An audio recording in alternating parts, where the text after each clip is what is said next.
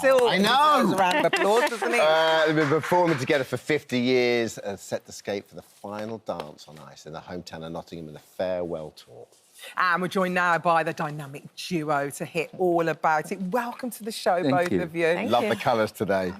Happy Bolero Day. It's so clever. Bolero Day to us. Yeah. It's always been Bolero Day. It's 41 years ago since Bolero, Winter Olympics. Why was that performance so groundbreaking at the time? What was it about it? What did you do differently? I guess we were currently the world champions going into the Olympic year. And each year we try to sort of reinvent ourselves and do something different, because you've always got people coming up behind you and you've got to be that one step ahead. And in that year we decided, instead of starting the routine with a fast piece of music, slow in the middle, ending with a bang, we thought, why don't we just start slowly and quietly and have it build to a crescendo? And then Bolero came to mind. Because that's the conventional route, right? To start. Had been. Yes. Yeah. So it's a really gutsy move then to do that, because there's no guarantee that the judges and I guess the audience would have embraced that. Yeah, also at that time, the music that people were choosing to skate to had a definite sort of dance rhythm, or was from a musical or something. And we'd suddenly gone really classical with this one, so that was different too. And also the timing of the dance as well. It's quite a long song, isn't it? So you start off on your knees, is that right? Because... Well, first of all, it's 16 minutes long, so we had to edit it down. We had an arranger do all the music, and he could only get it down to 4 minutes and 18 seconds. 28 seconds. 28 seconds. See, she was correct. Well, it's 28 seconds. But they start the stopwatch when you start to skate. So skating is when your blade's on the ice, skating. Right. So we started on our knees. So for the first 18 seconds, we weren't skating. And you have a time limit? It's 4 minutes 10. You can go 4 minutes 10 or 4 minutes 3:50. OK. So we pushed it to the 4:10. But we had 18 seconds rather, on our knees before the blade touched the ice. And we got away with it, didn't we? It's music now everyone knows. Yes. Before that, so few people knew. Like, it's incredible. Surprisingly, in that year, it went to number 9 in the pop charts as well. So people went out and bought the single, so yeah. That's unbelievable. So you What, your remix? Our remix, it was. Ravel's Estate were happy as well. What's so incredible is the fact that you've been together for so long and you have to learn about tolerating each other's habits and stuff like that. Why are you bringing it to an end? Why is this the end tour? Why are we doing... Why are we doing this? Do we need to do this? We do. It's been 50 years. Because we still feel of a standard that we can go out and still perform. Yeah. But that's decreasing all the time. And so we wanted to be able to end on a high. On a high. So, you know, we've got our bus passes so we can get to the rink on time. How hard is it? I mean, you're obviously very fit. How hard is it as you get older? What takes the most toll? Is it your shoulders, your knees, your ankles? It varies. I mean, a lot of skaters have knee problems and back problems, just from the nature of, like, the boys have to lift the girls, and we always have to have bent knees to skate. Yeah. We do lots of preparation to stay fit now. Yeah. What's helped now? Is it do you do Pilates or like? Well, I'm a gym bunny, so weights and cardio. Yeah. But plenty of ice as well. But also the ice baths. We're devotees to an ice bath now as well. Do you like an ice bath? Do you? Yeah. Yeah, I can do 3 minutes now. Can you? Same. Can you do 3? Isn't it hard? I'm It's 5 hard. minutes. Good. The way you feel afterwards, how good is it? Yeah, It's a it's rush. horrible at the time. I'll take you. Well, I swim and I love the cold swimming. I went yesterday. Well, it's got ice in it. I like theatre, but then I like going. I This is move around. really hard. Just sat there, it's like, Honestly, it's gonna be horrible. Big you breaths. feel the way you feel afterwards. Yeah. Very good for recovery. No, I was looking back. Obviously, it was a time when we had less. We didn't have the internet. We had 3 or 4 television channels. Bliss. But yeah, right. But it's quite hard to stress to someone who's growing up now what a big deal this was and how how it kind of united. And how many millions were watching Exactly. What a huge moment it was for the country. We didn't realise it because after the Olympics, the World Championships were coming up. So we went straight away back to Germany, our training ground, and got ready for the World Championships. And it wasn't until we came home to Nottingham, they put on they put us in a Pope-mobile and drove us around Day Nottingham. parade, Way to- yeah. And there we go, yeah. And we went to the city centre, onto the balcony. And it's only when you see these masses of people that were just turned up to say hello to us on that day that it sort of impacted us that so many people did watch. And when you say 24 million, you didn't have a feeling of what that was. Yeah. But, yeah, no. And everything that came after, because Barnum came after this, didn't it? No, it was before. Before. So we turned professional that year at Right. 84. Yeah. And then went Well, I remember, that. I remember good. reading that. I remember, like, Yeah. it being a thing that you turn professional, which at the time, looking back at it, you're like, I don't understand. What is that? Because you can't, if you're professional, you can't compete. At that time, no, Yeah. we couldn't receive any money. It was totally amateur. Up until 1980, we still had full-time jobs before we turned, well, amateur still. But we were Amateur able still, to but give we up our had to train jobs. full time. We gave up jobs. I mean, I said this to you earlier. Do you ever get fed up of talking about the Bolero? And then you just said, this could be the last time we ever do it. Talk about it. We're counting them down now. The final Boleros. On the tour, Yeah. yes. Let's have a quick Dancing on Ice chat. Come on. Obviously, you can't say who your favourites, but the standard this year has been amazing. Yes, definitely. I mean, at the moment, you know, everyone who's left in, we've got 6 couples left, and it could be any one of them. It's just... Each week it comes down to basically the routine and how they perform it. Yeah. But if they make the single mistake, they'll be dropped straight away. It's certainly in the skate-off now. We have the skate-off as well. I don't understand how the standard has got so good. What is it? Well, we've been doing it a long You're just time, good so I think... good teachers. Yeah, I mean, we've trained a lot of people. Dan and Karen that do most of the training now, because we just have to judge now. Yeah. But I think the standard's just gotten higher each year as we've done it. Yeah, guys, thank you so much. Thank you. It's lovely to have you with us. Thank you. Don't Come go. and see the tour. Yeah, well, don't We- retire. we Oh, just don't will. retire. Tickets for Torval and Dina Last Dance. 50th anniversary out now. Dancing on Ice continues this Sunday. ITV1 at 6. Hi, everyone. Just wanted to say thank you for visiting our This Morning YouTube channel. Now, listen, we upload new content every day, so go ahead and hit that subscribe button so you don't miss out. And we'll see you in the morning. We're neighbours who became good friends. We're joined now by Lucinda Cowden, who, of course, played Melanie, Dan Paris, who you'll know best as Heartthrob Drew. And Look at the hair, still got the and hair. Lovely, who's still on Ramsey Street today. Good morning to you all. Good morning. Last We've night, got the before and afters. it was so before and after. I want to see the before and after of last night. Is what I want to see, because you had the most amazing evening last night. You were at the Palladium. I mean, here the Palladium is an held iconic in venue. like such. I think high it's state. an iconic venue all around the world, to be Absolutely. honest. No, we all know about the Yeah, we gushed all over the did. Palladium, I'm telling you now. we were running around like little school kids. We were. It was so exciting. We were just looking at all these pictures of the Rolling Stones and different people. It was amazing. Yeah. Incredible. And where did you go afterwards? Come on. So you did a questions and answers on the stage. Yes, a lot of questions, a lot of answers, and Yeah. a lot of Yes, laughing. a lot of talking. Great. A lot of talking and some So, a bit of singing. Yes. Lucinda did our finale number. I'm not a singer, just to preface with that, but I wrote a silly song, and when I did the word check on it, there were 783 words in it. Gosh. Yes. So there's a lot of words in that song, so even more... Because it has to go all about my character's journey. Oh, I see. So it goes from 1987 to 2024. There's a few verses. There's The fans loved it. I bet they did. Yeah. Tell us as well, Dan, because the whole sense of this is a celebration of Neighbours. It's 40 years this year, and we love it over here. Is that sort of sometimes quite overwhelming for you guys? Look, for me, it was, 23 years ago I left the show. So for me, it's, no one cares who I am back in Australia. This is that guy kind of thing. This is why I'm here, because these two care. They're the only two. No, it's been brilliant. It's 3 weeks. It's quite intense. We're touring, 6 different locations. The Palladium was the pinnacle. Yeah. Yeah. The Palladium was, look, I mean, we've got 2 more shows to go. Cardiff in Wales, which I'm really excited. I just found out I'm 8th Welsh, Yes. so I'm very excited about Don't that. check her maths. And then we're going to Manchester for our last show. So Is there a we're bit of really Mancunian as well? I've got Mancunian. You're Mancunian, Most right? definitely, Yeah, yes, lovely. yes. So Wait, we're crossing really the excited town. for the remaining shows. But last night was our big, you know, the big middle show that. So what are the fans getting when they come along and see you? What happens? I mean, you're talking about a Q&A, but what are you sharing with them?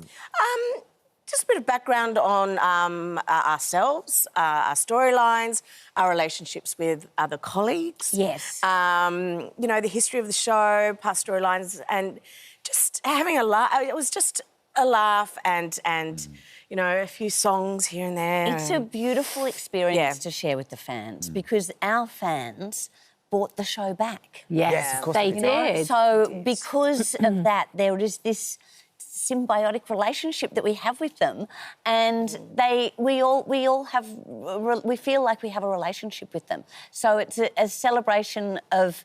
It's like, I don't know. It's probably like being at someone's 40th. If you know what I mean? Yeah. Birthday. And we're all sharing stories about how this hilarious person, if you know what I mean, but we're doing it about the show.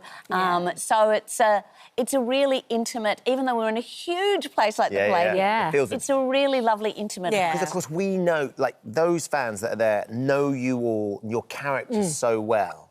So when you can share stories behind the scenes that they love- don't know... They they're- love it. Everything. It's just touching on these things that Did they... you have a bit of a disaster on your final scene that you recorded, Lucinda? I think it was a story that you can maybe share, because I think... Yes, I what did. happened there?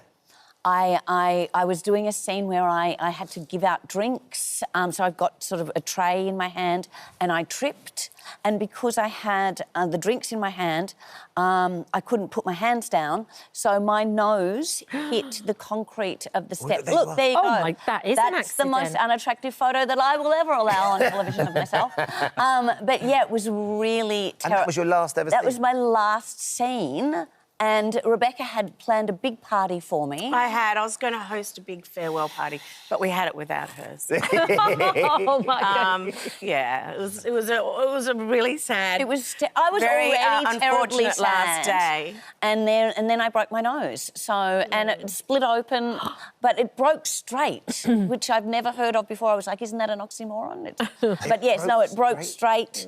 So you didn't have to get it fixed, because I didn't have it looks to get fine it fixed. now. It looks It's a great. little. There's a slight. I can see a slight difference. Yeah. But you know, it's in all reality, it's fine. We'll still have that party for her. Yes, one day. Rebecca, you're still in it now. Yeah. How are they going to celebrate the 40? Because here we've got EastEnders on who are Yes. celebrating. Is it 30 they're celebrating? 40 as no, well. they're 40 as 40 as well. well. Next week, yeah. So they're doing 40 years and they're celebrating by having a great big live Right. show where... Which would be terrible. Well, you'd be terrible at. I would be absolutely terrible.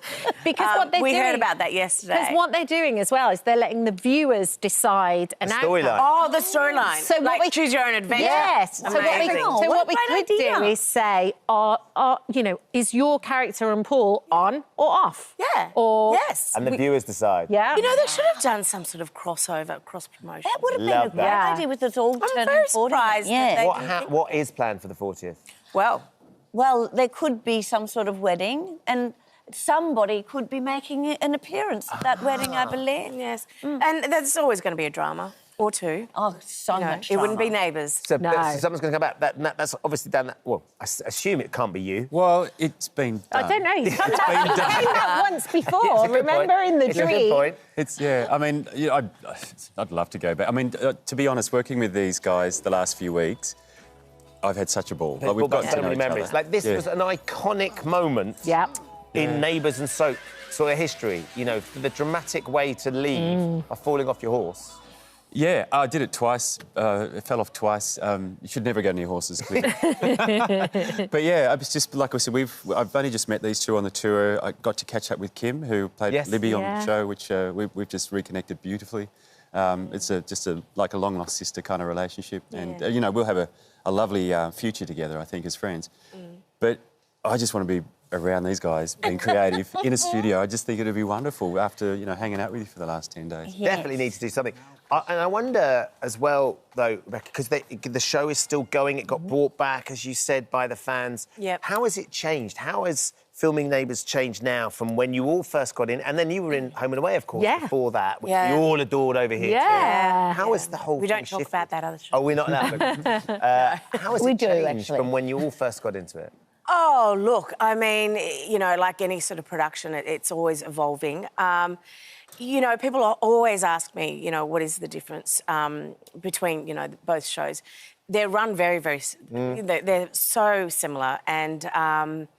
but I feel like when we came back, it was... you know, with sort of the technology and the you know, the crew, I felt like, you know, we had evolved quite a lot. Storyline-wise, I feel like it's very, very similar to how it was. We've got wonderful new characters, new storylines. But, yeah, I think the behind-the-scenes stuff, you know, is sort of a bit more Americanised a little bit, you know. And, you know, we've got amazing freelance crew who have come off other, you know, jobs. So it's a bit... It feels quite fresh behind the scenes. But, yeah, look, it hasn't changed. I mean, you know, we work really hard. The crew and cast work really, really hard. And that's why it's so wonderful to come to England because the UK... our viewers just love the show so much. Yeah. And Yeah, it makes they really us are. go, this is why. Yeah. This is why. We get to feel the love. We make the show.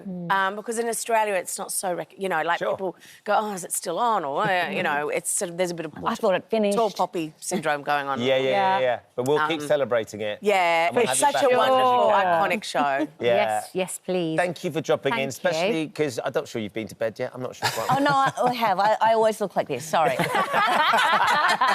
Nutter. Thank you for coming in. Love it. Thank you. Thanks for having us. So, as the guys say, the Neighbours 40th anniversary tour continues on Tuesday. Until Tuesday, you're going Manchester and you're going to Cardiff. We're going That's to... right. Yes. Yes, Cardiff both as well. of those. You'll have an amazing time down there. Yes, and up in thank you. Manchester as well. Thank you for All right, visiting our This Morning YouTube channel. We upload new content every day, so go ahead and hit that subscribe button so you don't miss out, and we'll see you in the morning.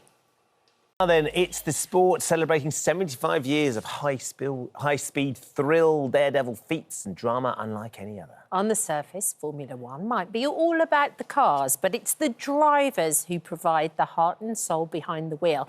And there's one driver in particular this morning's kept a close eye on. You've had so much success so young, and I think a lot of people will be thinking, God, what is the secret to that? One of the biggest things is consistency. I genuinely didn't think that I'd be standing on the podium. It's been amazing. I met Silverstone to interview this morning's adopted son, Lando Norris. Look at you getting all jealous.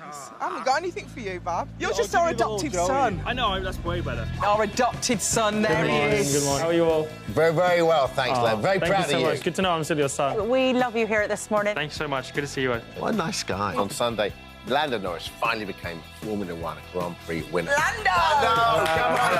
Congratulations! When I think of it, it's 17 years of racing to kind of achieve that one thing. So it was incredible. We're so proud of you and sure I everything will. that you do, darling. Yeah. Well, joining us now live from McLaren Technology Centre is the F1 driver in pole position to win his first championship. Affectionately known to everyone here as this morning's adopted son, Lando Norris joins us now. Good morning, Lando. How are you? Good morning. I'm very well. How are you? Very good. Now, how proud are you about last season? You must just be thrilled.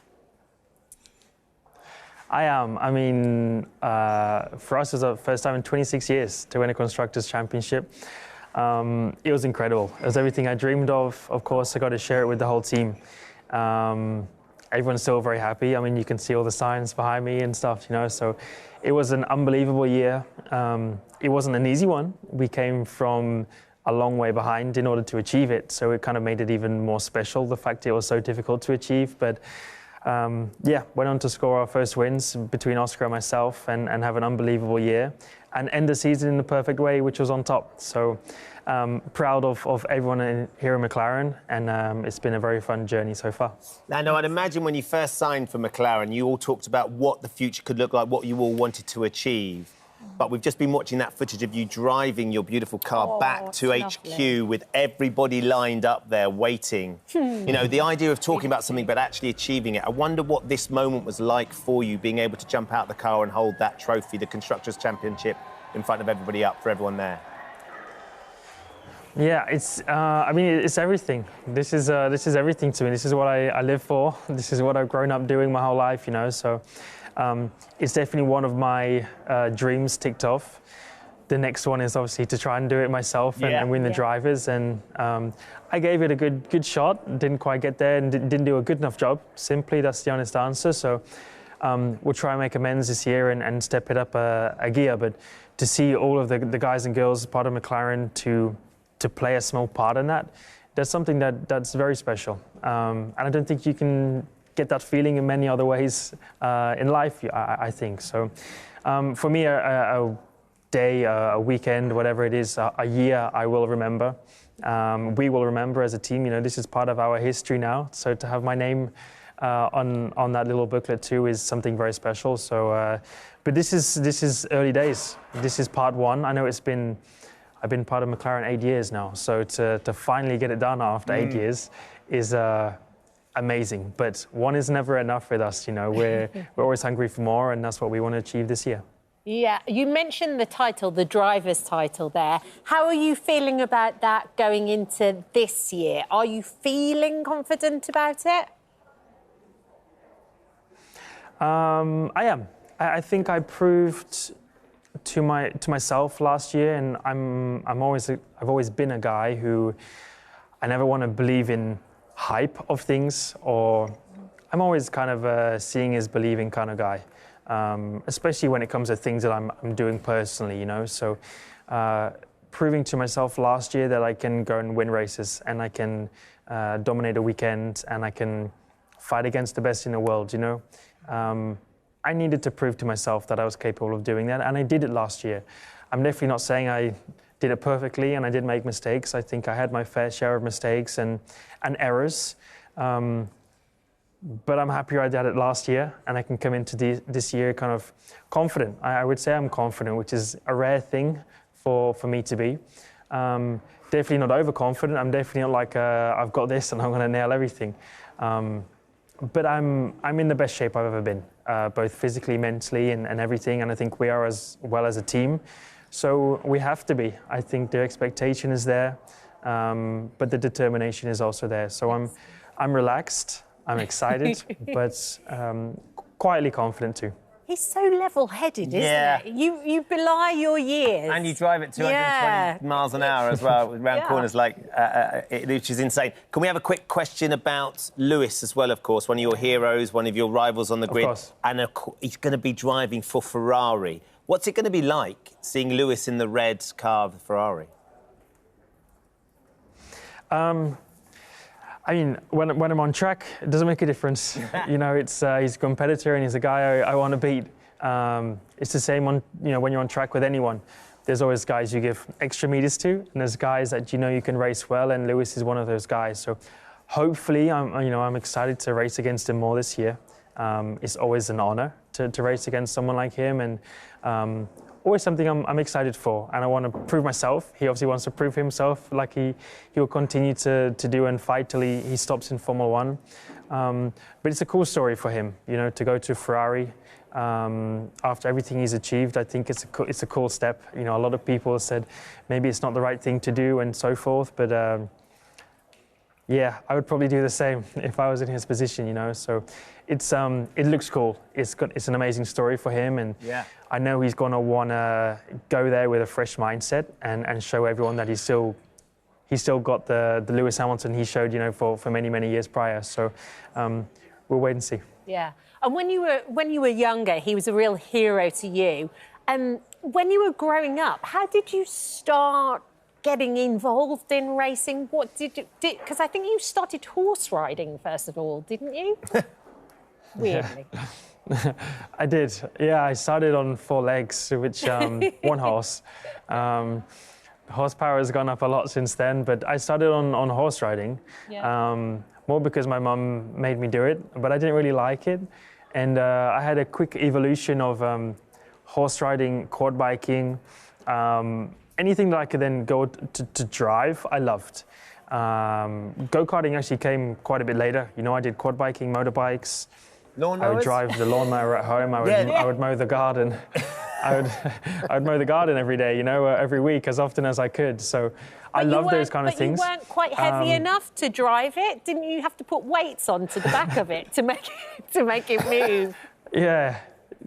I mean, to start the lawnmower, because it was like the sit-on one, you had to be a certain weight for it to actually turn on. And I must have weighed like probably 35 kilos, probably not even that. I was tiny when I was a kid, so I weighed nothing.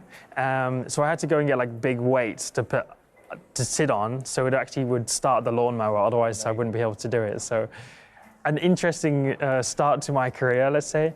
Now it's a lot easier. Now I can just press 2 buttons and I'm gone. But then eventually found go-karting and fell in love with Formula One. So it didn't actually happen till quite late. You know, it's probably since 7, 8 years old.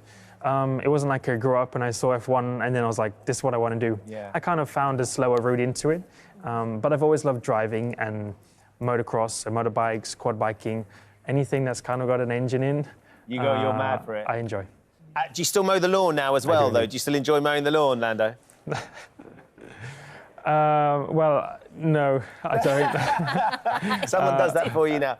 I moved. I don't live with my parents anymore. So sadly, if I go home, maybe I can go and mow the lawn. But I don't live with my parents, and I have no garden. So so you don't need to mow the lawn yet. You're not quite there yet. It's the 75th birthday of Formula One. They're celebrating 75 years. I mean, we can see that beautiful car behind you, and we're looking forward to very much seeing what the new car's going to deliver this season. But what a journey Formula One's had 75 years ago. Yeah, incredible to see the changes. I mean, for me to be part of them and see how much it's changed in the last, 10 years that I've kind of been in it. It's been amazing. You know, the fan base has grown massively, especially over the last few years with Netflix and things. It's really accelerated. So Formula One's heading in the right direction. I think to host an event in the O2 is always very special. So for us to all go there to put on a live event for our fans, because we wouldn't be able to do any of this without our fans. They're the ones who make racing happen, you know, in the end of the day. So a nice opportunity for us to go and say hello, for us to reveal our car and our livery. It's an exciting time. So Formula One is doing all the correct things, and hopefully it can be another exciting season to top it off. I mean, Formula One isn't just doing the correct things, it's heading to Hollywood. Brad Pitt's going to be in a movie, and you are too, I've heard. I think I'm in bits of it. I'm definitely not Hollywood, and I definitely want to stay out of Hollywood. I just like driving my car and going home in a way. So, but it's amazing, you know, to work alongside some of the guys last year, to be behind the scenes and see the cameras and all of this. It's nice to be a part of it, but I'm also excited to see what a Formula One movie is and what it's going to be about, and seeing how it's all got made over the last few years has been pretty special. So. Been nice to be part of it. I'm definitely not an actor, definitely never will be. But I'll always play those little scenes in the background, and you might see me here or there. Love it. Excellent. You'll always be Hollywood to us, Lando, regardless of what you think. Our adopted son. Thank you so much for joining us today. It's a real treat to meet you, and best of luck for the new season. Really awesome. Good luck. Good to see you. I'm sure we'll speak soon. Thank you so much. Oh, hello. Thank you for visiting our This Morning YouTube channel. We upload tons of new content every single day. So hit the subscribe button, like all the videos, and don't miss out. We'll see you in the morning. Jack joins us now. Jack, thank you for coming on the show this morning. Morning. It's obviously a very difficult time for you. You've been through an awful lot. I wonder, firstly, how you're doing, how you're feeling right now? Yeah, really good, really good. And I think being in such a good place now, you know, in a good relationship and, you know, being mentally strong is why I'm able to talk about it. Because I think before, you know, things would go wrong or I'd do something or something bad would happen and I couldn't handle it. So I was always off, you know, drinking, taking drugs and things like that. So it was masking. I never actually dealt with the problems that I had and the issues that I had head on. And a lot of the time, I thought I didn't have a problem. I assumed I didn't have a problem. And, you know, from, I'd say, probably the age of 18, this has been an ongoing issue, but never you know, unfortunately, you know, since being on TV, those mistakes are now public. They're not stuff that you could deal with behind closed doors. It's stuff that I've done, which now everyone knows about. It's not something that I could keep back. So you've always, I think what you've said is you always felt like this was in you. Yeah. Maybe the opportunity to become well known and be on television has accelerated that. But regardless of being on telly, this probably would have happened at some point. You would have ended up with a gambling problem and drug problem and drink problem. I mean, for me, yeah. I mean, no matter how I ended up with money, this would have happened regardless. No matter what the scenario was, it would have happened regardless. I would say having money in abundance quite quickly accelerated it, but this would have happened anyway, you know. And the amount of opportunities that I've messed up due to this, but then would not confront it and actually say, I've actually got a problem here, you know, I would just try and go on to the next thing, or I'd let someone down and burn some bridges, but I didn't want to burn those bridges. I'd let these people down and then go on to the next thing, and all of a sudden there's no one left to fall back on. There was nothing more to salvage. I mean, I used to come up here all the time and do the competitions with Andy Peters and stuff, and I loved it. Like, it was amazing, but unfortunately, you know, due to me, you know, not turning up for things and being unreliable, them opportunities that went. So no matter where they come from, those opportunities, I would have ruined whatever it was. Whether it's selling my office supplies, if I got a huge client, I probably would have messed up going to a meeting with them. You know, but I wasn't able to actually confront these issues head on. But I feel like now I really am in a place to do that, you know. And is that one of the reasons why you're doing this now and why you're talking about it now? It's almost that sense, I suppose, of accountability, I guess. That the fact that if you sit here now and you say it, you're going to stick to it. That's what we all want you to do. With that, the reason that I wanted to talk about it like this is because I do want to hold myself accountable, because there's been a few different times that I, you know, would kind of say, oh, yeah, I'm changing now. I'm really sorry for doing this. But I had no real intention of changing because I hadn't been dealing with the issues. And I thought, look, if you've got some fame and you've got a platform and you're well known, rather than it just be flooded with me having a sob story and crying and saying I'm sorry all the time, why not say, do you know what? Hold my hands up and say, look, I did make these mistakes. I did have these problems. You know, I was taking drugs. I was letting people down. But let's change the narrative now and use that platform rather than let it be full up with all this negative stuff. Let people say, do you know what? If he can do it, if he can have all these opportunities, if he can have all this money, lose it all down to what he was doing and turn it around, why can't I? You know, because there's a lot of eyes on it and I want it to be something positive now. I'm bored of myself. I'm sick and tired of myself, you know, keep saying I'm sorry and doing all these things, but making the same mistake over and over again. I think that's a lot of what addiction is. It's just it's like insanity. It's like doing the same thing over and over again, but expecting a different result. I'd have arguments with myself and say, this time round it'll be different. You know, you will make it tomorrow, but it never was the case. How bad did it get, Jack? I mean, it was awful. And it was always like, you know, it started out, you know, you just have a drink and then you end up taking other drugs. And then because you've taken so many of those, then I'll take others to go to sleep. And it's this cycle, and you'd be all right for a few days. And that's why I always thought this isn't a problem, because I'd have a few days off in between. Yeah. But then what had happened is I discovered another drug, which is an anti-anxiety drug, and I'd start, and then I become physically addicted to that. That's why I went to rehab.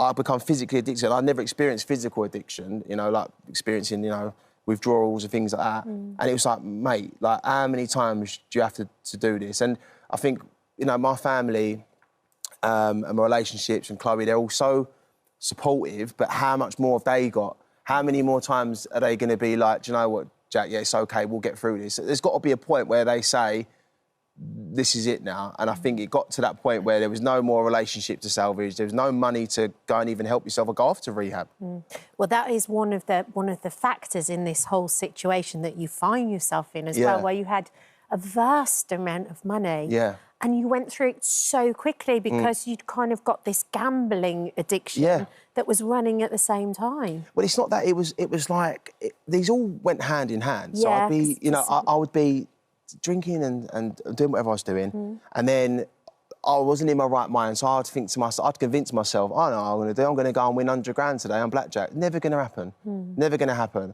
And then because of, how much were you gambling? Oh, the gambling. I mean, it was, and this was only ever when I was, I suppose the word is intoxicated. I was doing 40 grand gaze, like 5 grand hands on blackjack. Like, who did I think I was? I wasn't Brad Pitt. Like, I didn't. Why did I think I had all this money? Like, yeah. You know what I mean? But you know, it's money that, and also I had to be healthy and keep up appearances and be punctual to keep getting that money anyway. So how delusional was I to think that it was gonna still be there? Endless supply. And in total, how much money do you think you've wasted? Oh, it's very close to $1 million. Very, very close to me. Because it's awful. And when I say, and it's not even just that, it's like the behaviour that I was doing. So, like, you know, driving recklessly, you know, having no regard for even myself. I didn't really care about myself. I didn't really care. Like, so. But there's other people on the road as well. Yeah, exactly. And it's like I'd end up crashing cars. I mean, it's been then paying to get them fixed. So the collateral damage was very expensive for me.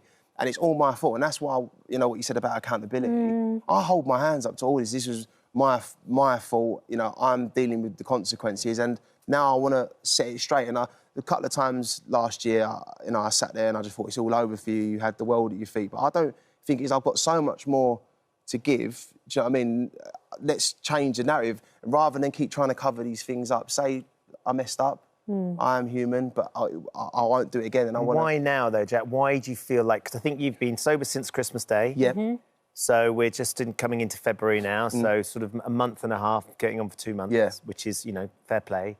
But why do you think now it's going to stick? The reason it's going to stick now is because, as I mentioned, there's nothing more to salvage. Everyone else is on their last, like they're on their last. I'm on their last chance. There's no going back now. So you think you're at the lowest you can? Yeah, the lowest I've ever been in every way, you know.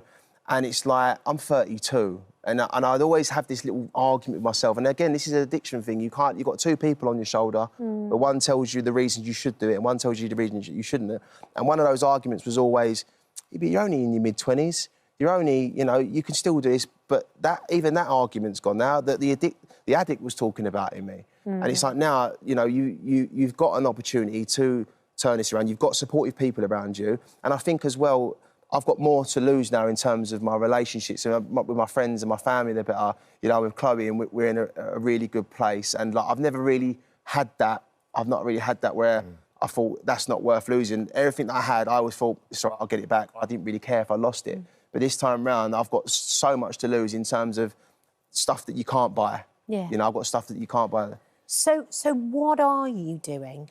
Obviously, it's not as easy as, right, I'm just going to stop, right? Because like you said, you've got these 2 voices on either shoulder. Yeah. So what are you doing to make sure that this is the time, this is the moment where it's going to be different? Yeah, I'm setting goals for myself, right? And I just thought to myself, right, what was you good at? Boxing. So I went and signed for a fight, and I'm going to fight on the 1st of March. I thought, right, I want a skill that I can learn and have forever, that no one can take away from me. And that's a professional... Yeah. So obviously, I've been boxing as a professional in England. So I've signed with Warren Boxing Management. I've got my meeting with the ball to redo my licence and stuff. I'm fighting on a professional bare knuckle card on the 1st of March.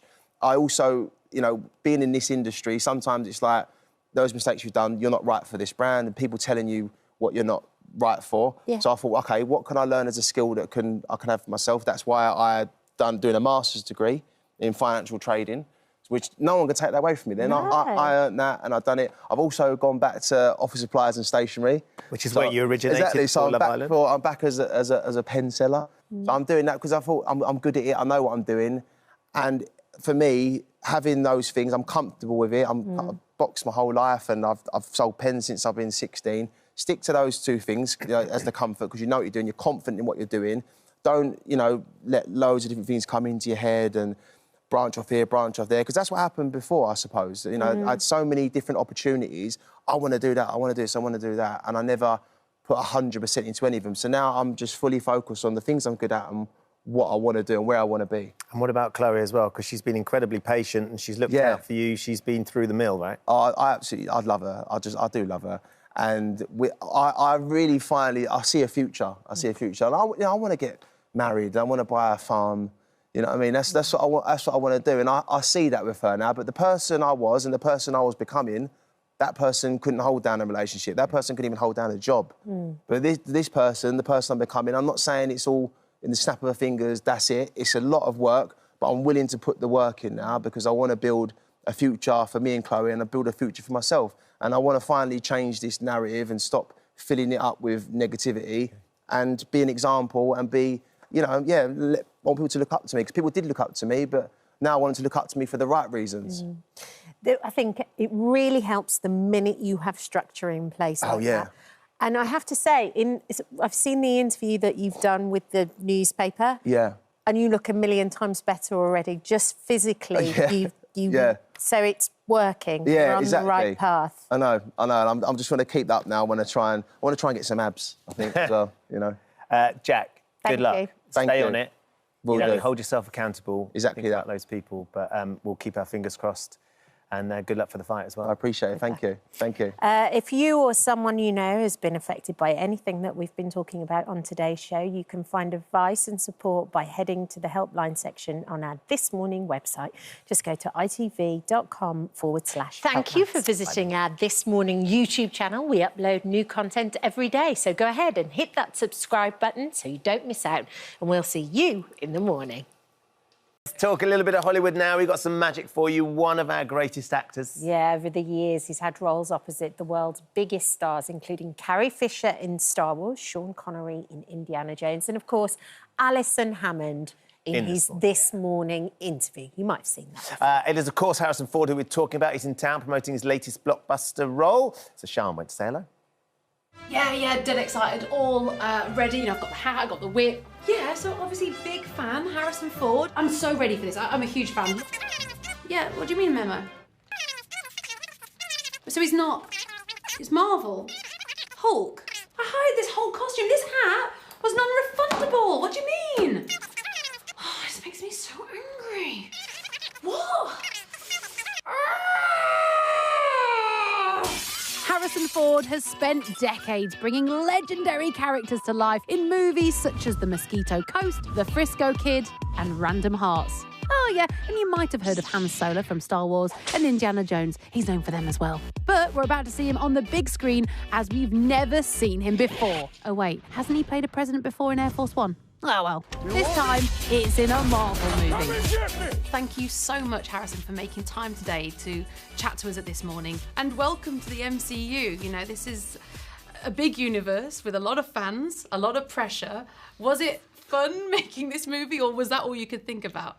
It is, as you mentioned, my first Marvel movie, and it's a very complicated world. I hadn't imagined how complicated it was, but we had a good time making it, and the entertainment value of a Marvel film was there, and a human story that encouraged me to want to be part of it. I play the President of the United States, thank you very much, until I turn into the Red Hulk. Yeah. And I don't have any idea where it goes from there. At 81 years young, Ford is proving that action heroes never retire, playing the role of now President General Thaddeus Ross in Captain America: Brave New World, who is exposed as the Red Hulk. Since when were they red?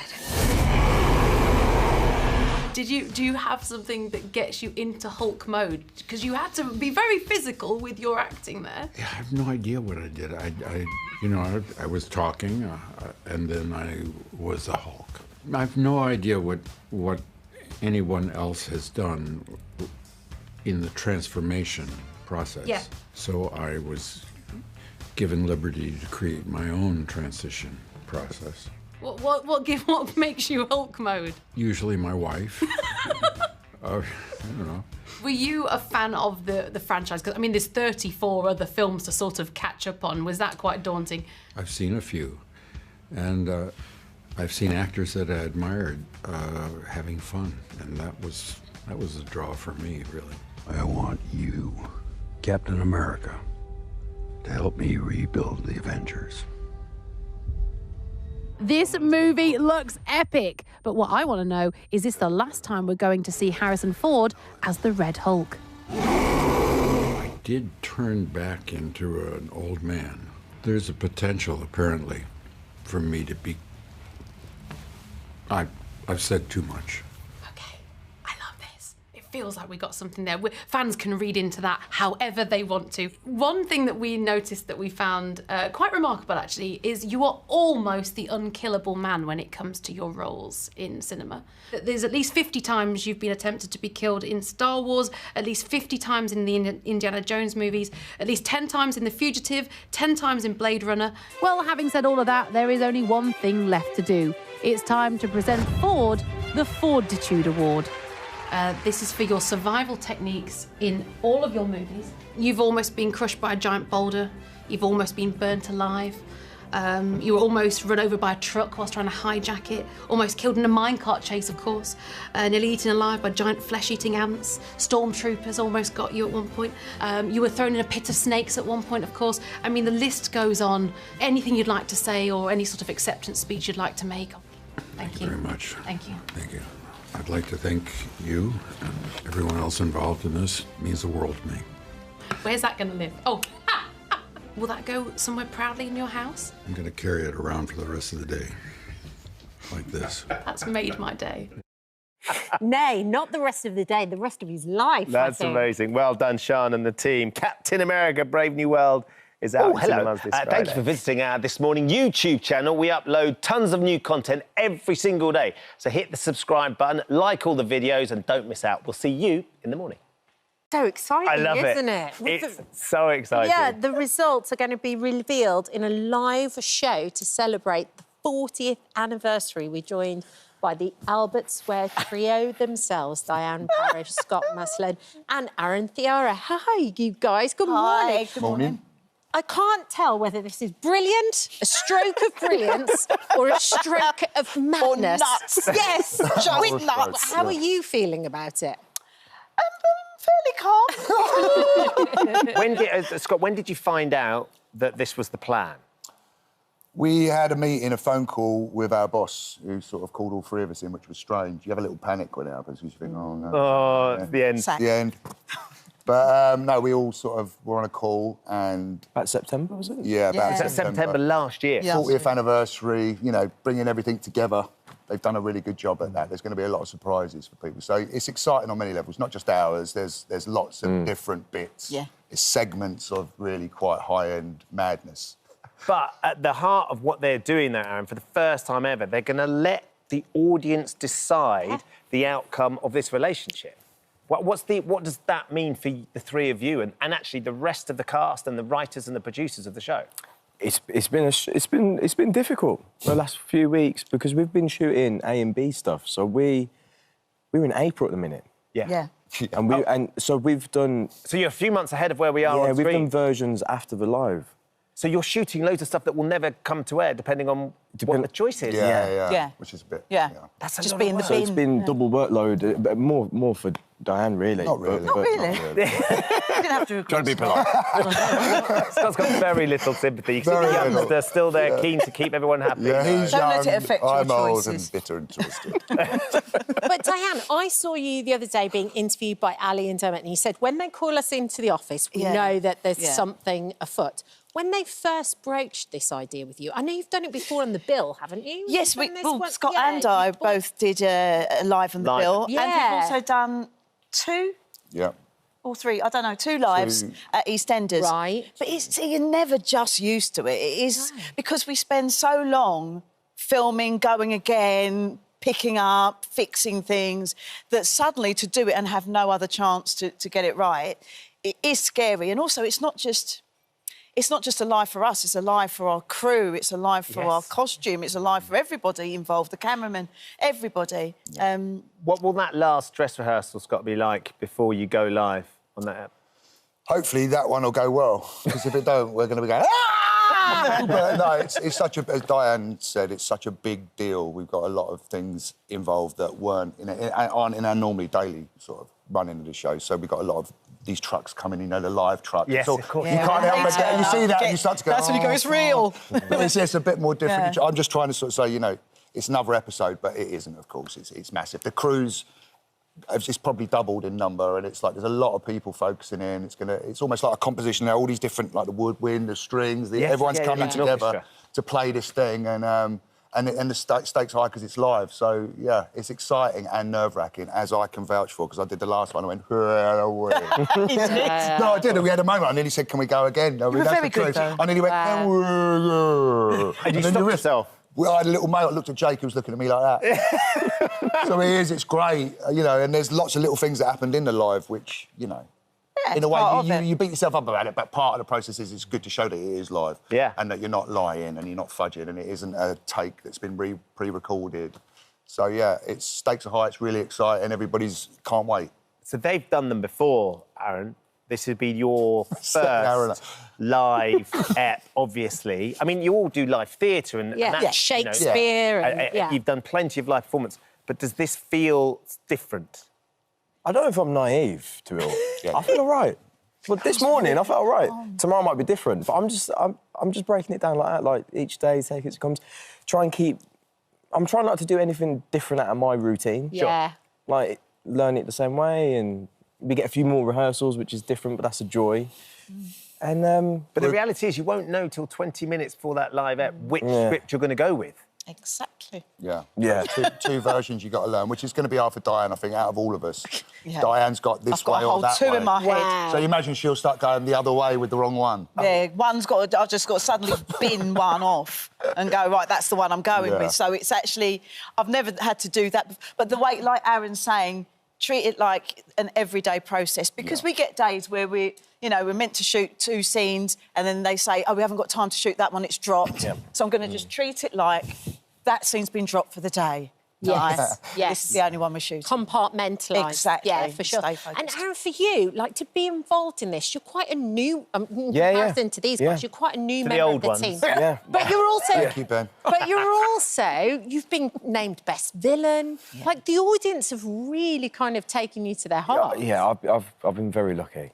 I mean, I've been on it for 2 and a bit years. I mean, I'm not just saying it because we're on the sofa, but I tell Scott and Diane, I'm very lucky to be working with these two, because that is, and not on just this story, we did a story before as well, so it's been quite a while.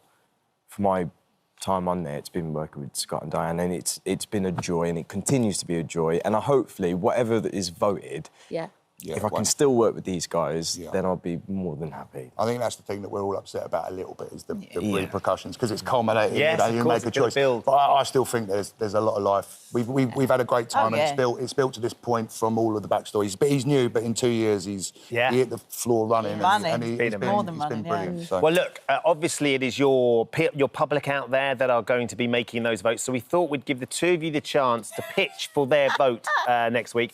But the 2 of you, what you said, Scott, is you want to vote for each other's, you want to do a pitch for each other's character. Yeah, so basically what I think Jack is a really good fit. We're going to give you 20 seconds. What are we on camera 1? Are you on camera 1? Listen. Remember, this is to our viewers, so you go first, Aaron. You got 20 seconds. And you've got to sell it. Your time starts now. Right, viewers, you know what to do. Jack is a reliable man. He's a police officer. He's a man of the law. The family bond that's been built up between Denise and Jack. Do the right thing. There you go. That was almost absolutely. Listen. It was intense, but stabby on the timing.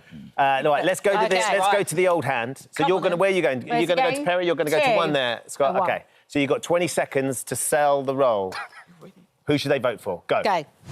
Vote Ravi. Because Jack hasn't been fishing enough this year. And it's very important that he gets his pastime. A few good months fishing, then he can come back and get her back. But please, please let me go carp fishing. Vote Ravi. There you go. Playing to the pastime.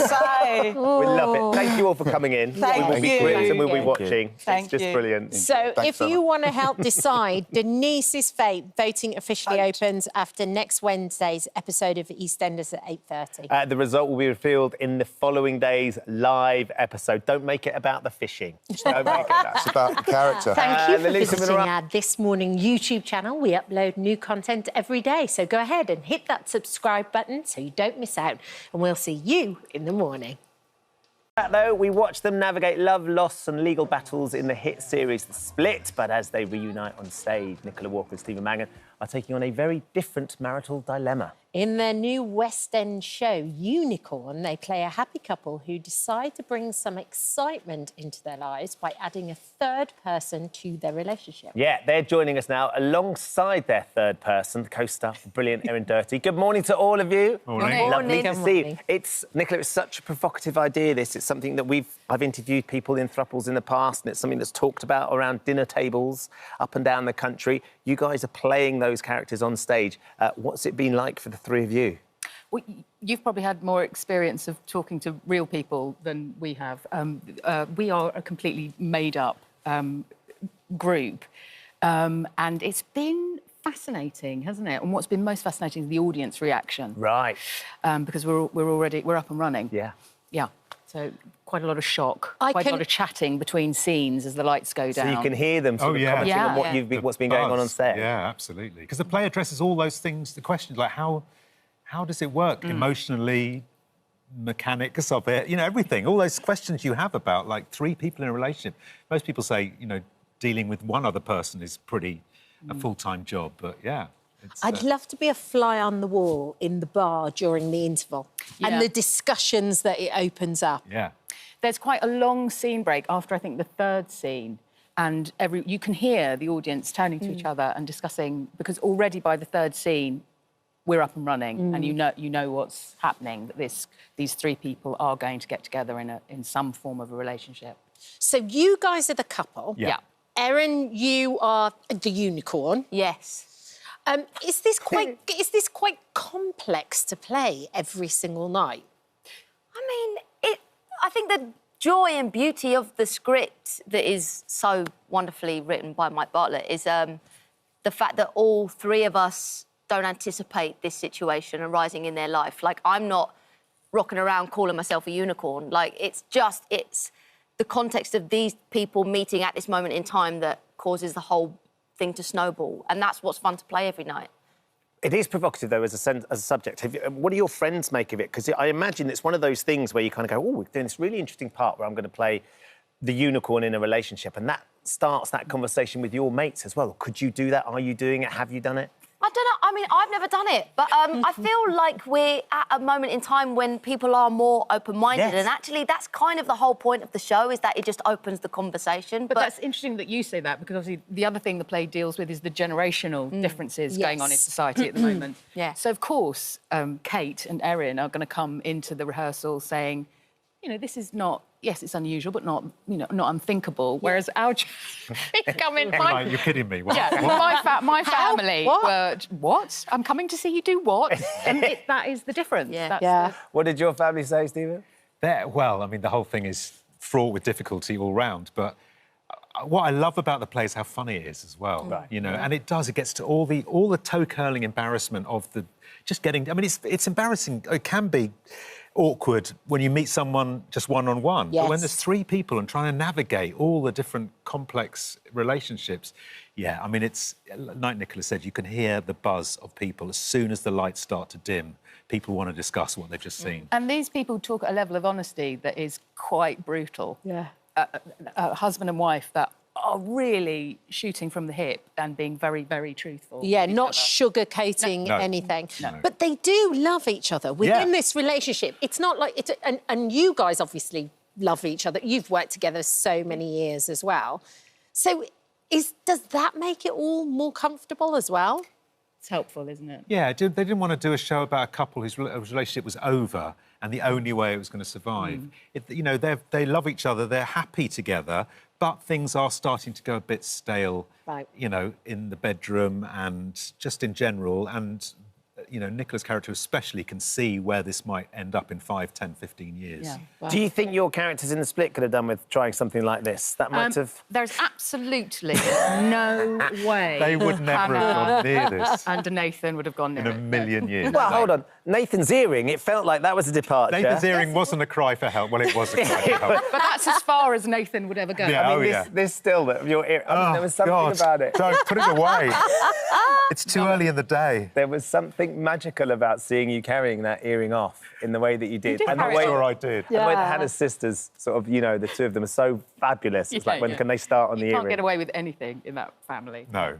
It was very special seeing you all come back together, though. Really, really magical. Is there any opportunity that there might be more, do you think, Nicola? We'd do it. Would you? Yeah, the cast would do it. We'll do anything Abby asks us to do, frankly. It's just having them all back together. It's such a magical mix and chemistry, I think. It's just been such an amazing thing to enjoy. Loved it. We spent a month in Barcelona filming it. I mean, you're literally Hold on, like the most spoilt man in television. Wait, you had a month in Barcelona, then you went off to the Caribbean. Yeah, working. I know. All work. Oh, yeah, fingers to the bone. Listen, can I be honest with you? It was cushy. At least you've admitted it. Yeah. And Erin, you got to... So I love The Crown, and you got to play, for me, the rock star of the royal family. Like, she's proudly difficult. She rocks some great fashion. She sings David Bowie. She gets her hands dirty. And your Princess Anne was the Princess Anne that we don't really remember because she was so beautiful and young and striking. I mean, look at you there. It's just extraordinary. But she's so different from you in real life. Yeah, that was part of the joy for me. Like, I never thought I'd be given that opportunity to embody someone from that life. So it was really just fascinating to step into those shoes. But as you say, I knew nothing about her when I went in for the meeting, but the more research I did, I was like, this woman's an absolute boss. So to be able to live her life for 2 years was a dream. And, of course, you're playing a person, a character that we all know as well, so you've got to get it right. So the voice, I understand, was something that you had to work hard on. Yeah, I just found a specific YouTube clip of her and I recorded it on my phone and I'd walk around. I was living in Blackheath at the time and I'd walk around the heath just, like, saying it out loud. Like, dog walkers probably looked at me and thought I was a weirdo, but, you know. What was it? Can you do it for us? What, the quote? Do you have, like, a phrase that you use to get yourself into it? I mean, Olivia's mentioned this before. There's a word, basically, when you say ears, that's how they say yes. So if you just say ears and don't move your mouth, that's them saying yes. Go on. So it's ears. You're there immediately. And that's it. That's literally it. So we'd all be doing that off screen when they were like, OK, get ready. We'd be like, ears. Because my friend Claudia played the last iteration of Princess Anne. Yeah. And I found it fascinating seeing my best mate from university suddenly being transformed into what, you know, there's Claudia and there's you, and that's Princess Anne at the end of The Crown, and you in that first iteration. Amazing experience. Yeah. And a stunning series as well. It was. I'm You proud did to be a an part of amazing it. job. Thank you so much for popping in. It's been lovely to have a chat. We had Sanjeev in yesterday, just quickly before we let you go, and he recorded a message for you. Let's have a little listen what he said. Where is it? Hi, Nicola. Good morning. I know we texted sort of about 24 hours ago, but I forgot to ask you, in your new play, Unicorn, will you be employing our famous I left the gas on look? What's the famous left the gas on? We did it here a few years ago. I think it was in response to, you know, is it sort of hard doing that detective acting? And Sanjeev and I pointed out that it's an old trick. It comes from the soaps where you go, did I leave the gas on? I think I left the gas on. And there's the look there. That's the look there. Yeah. Well, what between ears Yes, and you've got the have ears. the gas on? A lot of tips. We've covered. A lot of We're covered. It's like a masterclass. This is amazing. Thank you Like all the for actors' coming in. studios. It's so lovely to see you all. You can watch Unicorn in the Garrick Theatre in the West End until the 26th of April. It sounds absolutely fascinating and a really, really entertaining night as well. Oh, hello. Thank you for visiting our This Morning YouTube channel. We upload tons of new content every single day. So hit the subscribe button, like all the videos, and don't miss out. We'll see you in the morning. Great. Now then, just quickly, Ollie, much like your Eurovision entry, there's a lot of men in a sweaty room dancing with you. I feel like there's a theme here. There are some themes emerging, I think. What can I say? I just like to be in a room with sweaty men. That's apparent. But it looks like a lot of fun. Yes, I had a lot of fun. Yeah, always. I'm always having fun. Yeah. Tell us a bit about the new album. It's called Polari. Polari. So Polari is a language that was used by kind of very creative people, circus performers. Right, yeah. Tell me a bit more about it. So Polari, it's technically a slang, right? It's actually only a couple hundred words, and it was spoken, like, its roots go back hundreds of years, but it became quite popular amongst some gay men as a way for them to communicate in secret. And there are lots of words from Polari that we still use today, like, that people might not know come from Polari, like slap for makeup, bevy for a drink, or camp or naff, that came from Polari. So a Polari phrase could be like, let's have a bevy at my latte. Yeah. Let's have a drink at my house. And yeah, it's just it has such a fascinating history, the reasons why it was spoken, who spoke it, and just as a kind of concept, I found it very inspiring for my album. Yeah, I bet the idea of any sort of backslang or secret language feels very creative as well. It feels very sort of underhand and feels sort of very secretive, which makes it feel a bit magical. Yes, totally, Ben. You nailed it. Yeah. Exactly. That's how I felt making the album, and I wanted to kind of take that approach to all the lyrics and the music, so it felt like it had hidden meanings and secret symbols. And But also, it's a massive celebration of the 80s. Yes, I mean, you very can much hear so. it in there. You can hear, like, Pet Shop Boys, Erasure, you've got a bit of Kate Bush influence in there as well. Why did you want to do that?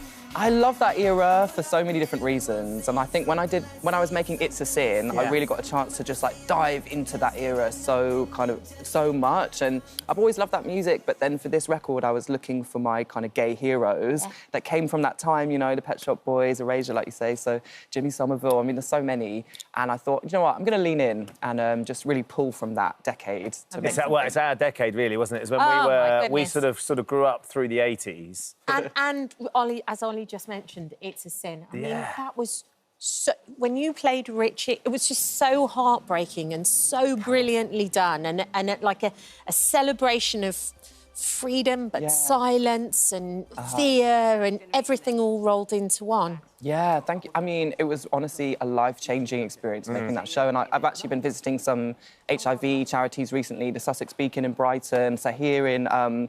up in Liverpool, and they're just telling me about the work and how the conversations they've had since It's a Sin with their service users, with people coming to take tests, just like talking about how what affected people in the 80s, what's happened to now, and the impact that it's had, what people are dealing with now, and it's just the conversations keep going. It's just amazing. We saw the Prime Minister taking an HIV test yesterday. We did. Yeah. I mean, that's it. Trying to get people to first Prime Minister, I think, to do it, which is kind of insane, but good to show that it's really easy to do and that anyone should get tested, no matter who they are, however they identify. So yeah, it shifts people's perceptions, I think. Undoubtedly. Can we talk Eurovision, Ollie? Eurovision. It's coming up again soon. Your experience, was it everything you'd wanted it to be? I mean, obviously I grew up watching Eurovision, and I love it so much. So getting to be on the inside was deeply fascinating and amazing, because it's so wild. There's nothing in the world like Eurovision, but it was definitely a roller coaster, I can't lie. There were some ups and downs. What were the downs? Gosh, I mean... Was the voting process quite a down? Because you're sort of waiting for people to judge you live. It's quite brutal. I mean, it's a competition, right? So people judge you really, really harshly, and I get that. But yeah, the voting's quite... it was quite brutal. And when they announced on the night the 0 points from the public, we were just like, oh, God, of course. But you've just got to take those things and grow from it. And I loved it. You know, I really loved the performance, and I loved doing it, so... And so now, years and years, you've moved on from there, and you're going out on your own. I am. I mean, there's on one hand, it's such an adventure and it's so exciting, and then on the other hand, you must be like a bit nervous. Yeah, I guess there's nothing to hide behind now. No. There's no kind of years and years, no band, so. You never hid then, though, Ollie, did you? No, you were I up guess front. No, you ran the show. You were. But it's cool, but it feels very, special to have it under my own name and to feel like, oh, this is kind of an album I've been trying to make for a long time, I think. Yeah. So, it's exciting. nice. It's really exciting for you. So exciting, Oh, yes, thanks for having me. absolutely, and can't wait. You're on tour as well. I'm going on tour, that's right, thanks. You're going on tour in March. End of March, quite April. intimate gigs, right? Yes, it's the Up Close and Polari tour, so thank you. So yeah, intimate, doing some theatres around the UK and Europe. Come and see me. Please come. We'd love to. We'd love to. A room of sweaty men, come on. Yes, I'll wear my shirt and tie, keep everybody in order. Thank you, Loved it, Ollie. Thank you for joining us. Thank you so much. Ollie's album Polari is out now. Yeah, and what we were just saying, the tickets for his Up Close and Polari tour are on sale now, so you go and enjoy that amazing gig. Thank you. Thank you so much. Thank you for visiting our This Morning YouTube channel. We upload new content every day, so go ahead and hit that subscribe button so you don't miss out, and we'll see you in the morning. Di, Sunny and Jess, Sanjeev Bhaskar and Sinead Keenan join us now. Good morning, lovely to see you both. Lovely to see you both. It's just dropped and landed exactly where we wanted to, Sanjeev. It never fails to sort of grab you and hook you in immediately. You guys finished filming sort of last year sometime? That's right. Is it almost a relief when it finally gets out there and people can start seeing it? Yes, I think it is, I mean, that's the reason you make it. Otherwise, it'd be a bit weird if you just shot this thing. I mean, there are films that are shot and then never They never released. get seen the light of day. Yeah, so it's lovely when it's out there because the public's reaction from the beginning has been really warm and generous and continues to be. And that's We can't get enough of it, Sinead. So explain a little bit about, if anybody's missed the first episode, which was last night, there's more coming, of course. You get it all on ITVX. Where we are, where your characters find themselves this time. Well, at the start of this series, in terms of Sonny and Jess, they're getting on a lot better. Thankfully. Are we? I think we are. Just It feels like a toxic relationship. And then, you know, as with every series, we start with a body or a body part. Which was the case in this one.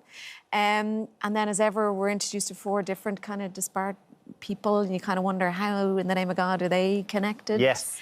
And slowly but surely, as it moves on, we find out how they may have been connected to the victim, and hopefully we, you know, solve the crime. Well, because I think that is one of the things about the show. The writing is so good. It's not about the stunts and the explosions and everything else. It's about these 4 stories. There's like 4 stories going on in this one, isn't there? Yeah, I mean, it's Chris Lang who's written all of them. It's his brilliance, but I always believed that there were 4 mini-dramas sitting within a whodunit every single time. And so I think each of those stories of those people of interest is so rich that they could be a series on their own. Yeah. And even with the 4 that we were introduced to last night, the little glimpse we could see, we could easily see 6 episodes of their lives. And so I think that richness is what Chris brings to it, and the empathy that he brings as well. So it's usually somebody who's you know, a normal member of society who's done one terrible thing, as opposed to a serial killer on the loose type of thing. And that's kind of, I guess that's more relatable. As Sinead was saying, so the relationship between the two is sort of better than it was in the last series. It was quite tense. How's Sonny getting on? Because obviously it's been a while since he lost his former partner that he was best mates with. Where is he in his life? Is he dating? Well, no, he's not dating, but I think he's kind of, you know, he's on the market. As I say, is that the right term? I don't. Is that, with his half a bottle of wine. Well, yeah, he couldn't order half a bottle of wine. That's the tragedy of kind of going in and table for one. But no, I think he's a little more hopeful. I mean, he was carrying a lot of grief and stress in the previous series, so I think he's emerged from that. And some of that is that the relationship with Jess, the working relationship at least, is kind of pretty good. Although they're not being entirely honest with each other about their personal lives yet. Not initially, no. Not initially. The fish.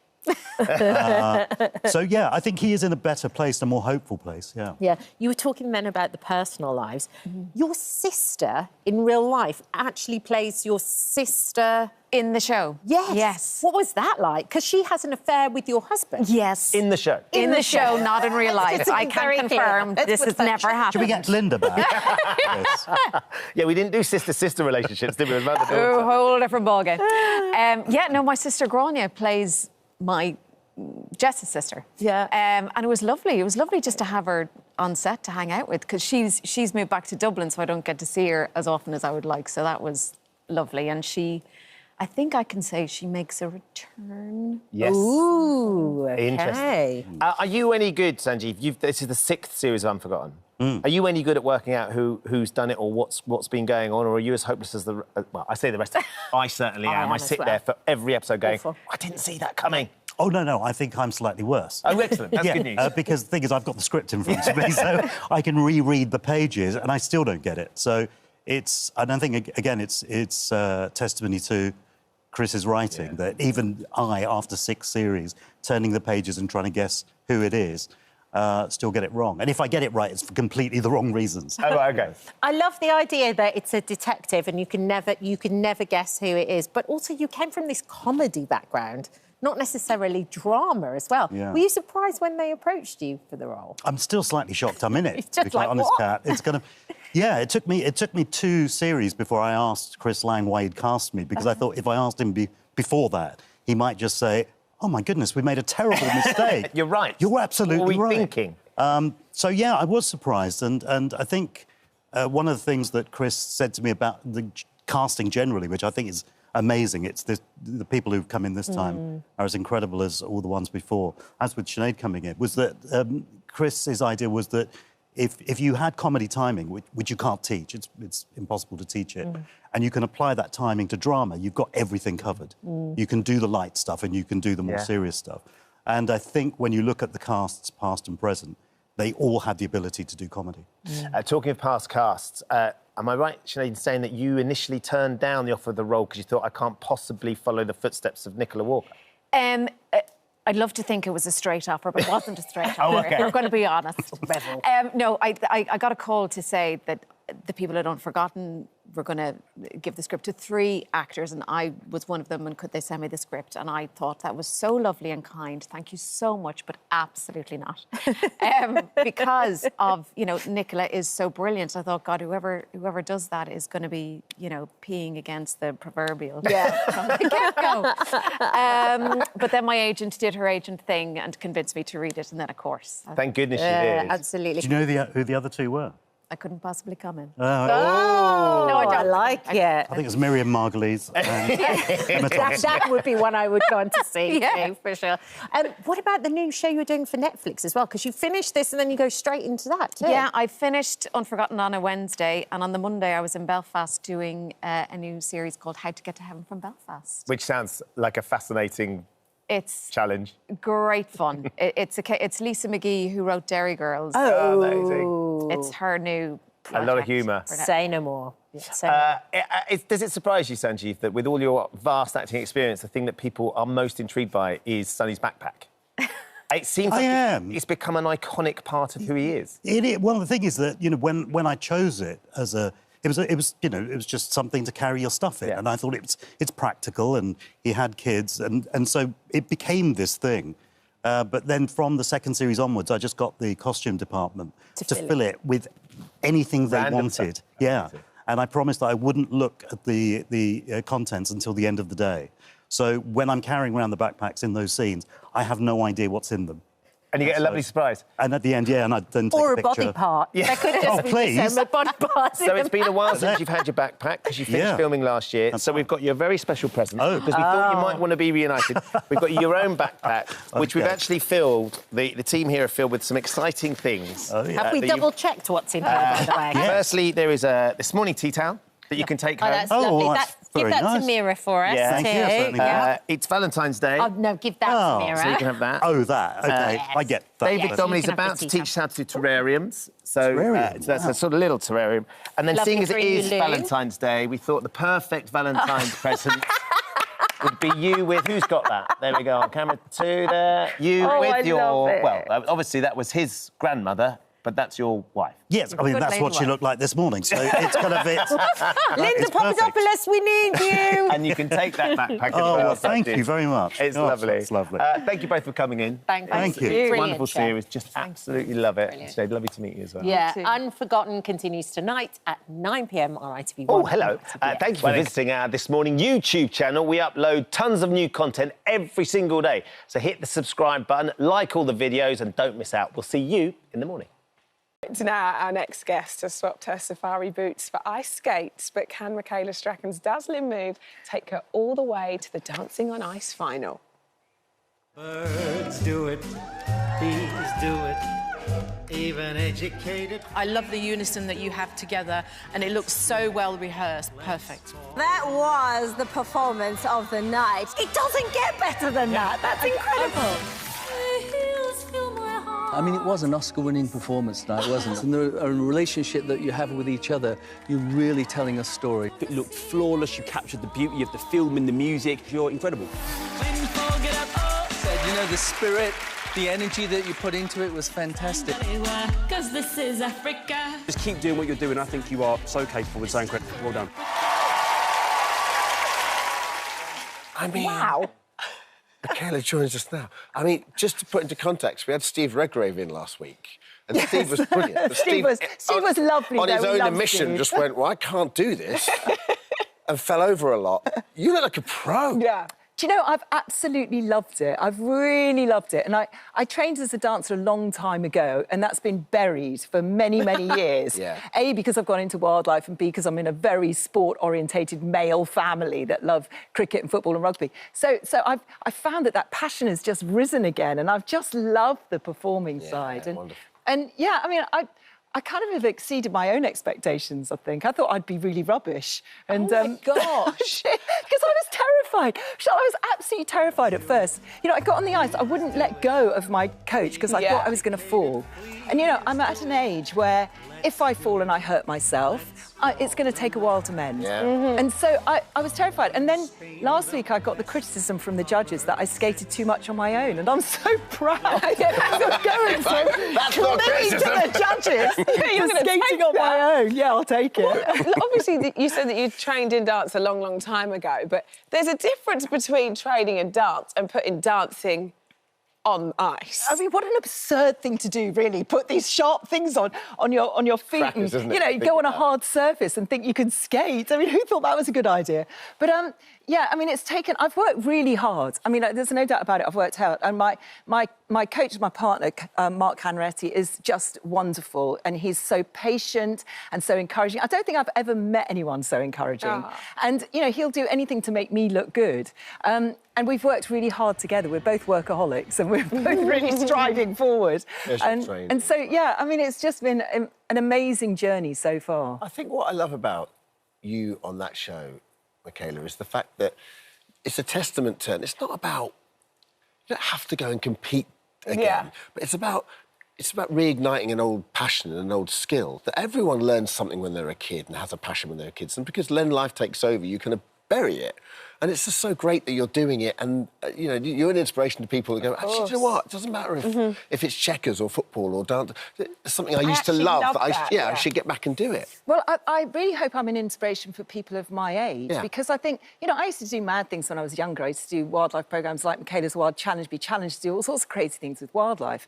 And I found that as I've had a family, you know, I've become a little bit more risk-averse. Yeah. And you start protecting yourself. And, you know, now my son's 19, he's just gone to university. I am ready to just get out there again. And I really hope that, you know, women of my age are looking at that and thinking, you know, I can do that. Let's do something that I've always wanted to do and reignite a passion. And I think the performance passion has been reignited. I think I'll watch a lot more dance after this. I don't know whether I'll continue skating, because without Mark, I don't think it'll be such fun skating. Well, you're doing on your own now, though, remember? Yeah, if we go to skating, we could just skate around on my own. Get I back need into Mark dance. with me. It's done its job, you know, if you start dancing again. Absolutely. Yeah, spark that fire again.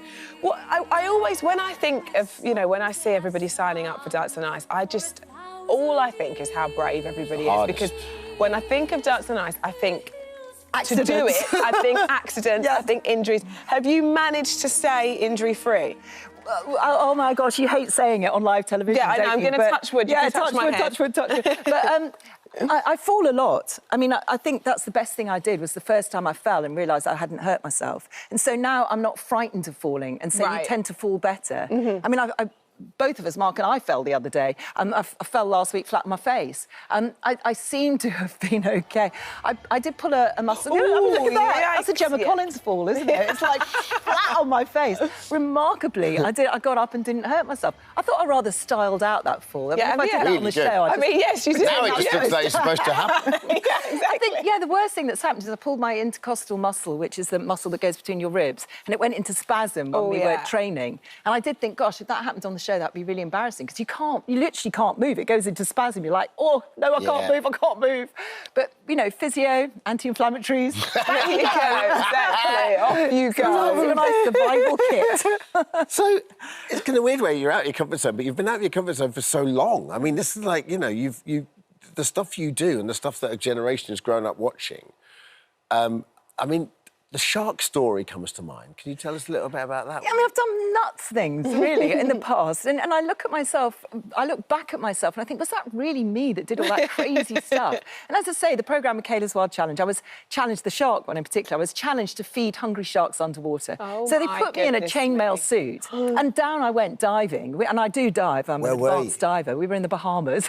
And what kind of sharks? So they were Bahamas reef sharks, which aren't known to chomp people. But then if you're I stupid would not enough, want to be the girl to test that theory, though. You know, there I was literally handing them a fish as they came towards me with their jaws and their teeth. And, you know, at first you panic, you think, that's a shark with jaws and teeth and it's coming towards me. And I'm holding some food. That's really stupid. I mean, I've done some really stupid things, haven't I? But you know, then I got really into it. And then I start sort of hand feeding them and pushing them aside and getting a bit cocky with it. Yeah. So I think I'm one of these people that if someone asks me to do something, if they challenge me, I will do it. And I think that's the same with Dancing on Ice. Yeah. You know, I was challenged to do it. I mean, I've stupidly watched all of the accidents on YouTube, which was a really stupid thing to do. And once I got over the fear of that, you know, I feel this is a challenge. And I mean, I'm the bookie's favourite twin, which I feel really uncomfortable about, because I think in myself, I want to be the best I can be. Yeah. If somebody, and I've said this before, if somebody is better than me, and there are skaters that are really good on the show, you know, there's a pack of us in the front there, I think. And if they're better than me at the end of the day, or they got more people voting for them, then I will applaud them. Yeah. You know, it's not about winning for me, it's about winning within myself. Yeah. And I feel I've got this far. I almost feel as if I've won within myself already, because I've exceeded what I thought I would be able to And the achieve. whole experience. Yeah, and I've loved the whole experience. I mean, honestly, I just so don't want it to end. I'd love to be in the final. I'd really love to be in the final. I would love it because Mark Hanratty has been doing it for 12 years. It's his last year. He's been in the final 4 times and he's never got to do the bolero. So that is my challenge, is to make him do the bolero for him. I want it to happen. Oh, well, I'm crossing everything for you. I mean, I think he's got a very good chance this year. I think he's got a very good chance. Let's hope so, but let's see what happens. As I say, it's the voting, isn't it? You can train and you can be as good as you can be skating, but it just depends on who votes for you and who's the most popular. And you've already won a new skill unlocked. Absolutely. Absolutely. Yeah. Thanks, Michaela. Good luck with it. Thank you. Thank you. Dance on Ice continues this Sunday at 6:25 on ITV1 and Thank you for ITVX. visiting our This Morning YouTube channel. We upload new content every day, so go ahead and hit that subscribe button so you don't miss out, and we'll see you in the morning. You don't need to adjust your TV or search for something making a noise. The sound we've just played is exactly what Made in Chelsea's Jamie Lang heard for the first time almost a decade ago, and he's been hearing the same sound almost every day since. Yeah, Jamie woke up one day hearing that whooshing, high-pitched noise and was eventually diagnosed with tinnitus and was told that there isn't a cure. Jamie is here to tell us about his experience alongside Dr. Raj. Good morning to you both. It's only when you hear that, Jamie, that you realise just how debilitating it must be. Yeah, well, it is pretty debilitating. And look, yeah, my story is that 9 years ago, I woke up one morning and I could hear this ringing. So I searched the whole house to find this noise and then realised it was in my head, which is quite a scary thing. And frightening. Really frightening. The upsetting thing is it affects 1 in 7 people. So 1 in 7 people are affected.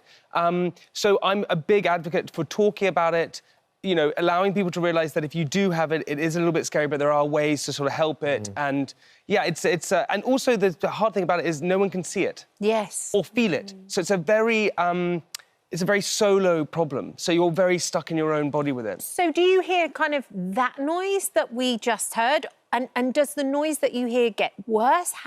What's it like? Try and describe it for us. So it's like a high ringing whooshing noise, and lots of tinnitus is different, right? People hear different things, right? But there are certain things, right? It's a problem because the more anxious you get, the more stressed you get, the more tired you are. All these, the louder it gets. And when tinnitus first starts, all you're thinking is about is the tinnitus. Oh, it's there, it's there. So it's louder and louder and louder. So what I try and do is I try and treat it now like a friend, which we were talking about earlier, which is where people have tinnitus are so scared of you, so scared it's there the whole time. But actually, now I sort of treat it as that really annoying friend. So if it's really loud, I go, OK, what are you trying to tell me? I'm either anxious, I'm either stressed, I'm either overworked or overtired. And if you do that with it, it kind of helps it a little bit. So you can put into context what you're going through, and then that can reduce how loud it is? It reduces it because basically tinnitus is about accepting it. You just sort of have to accept it's there. It's like I treat it like, OK, you can hear that fan in the room. People on TV probably go, but you can hear the fan in the room. If you think about the noise, you can hear it. But if you're not thinking about it, you block it out. So you treat it like that.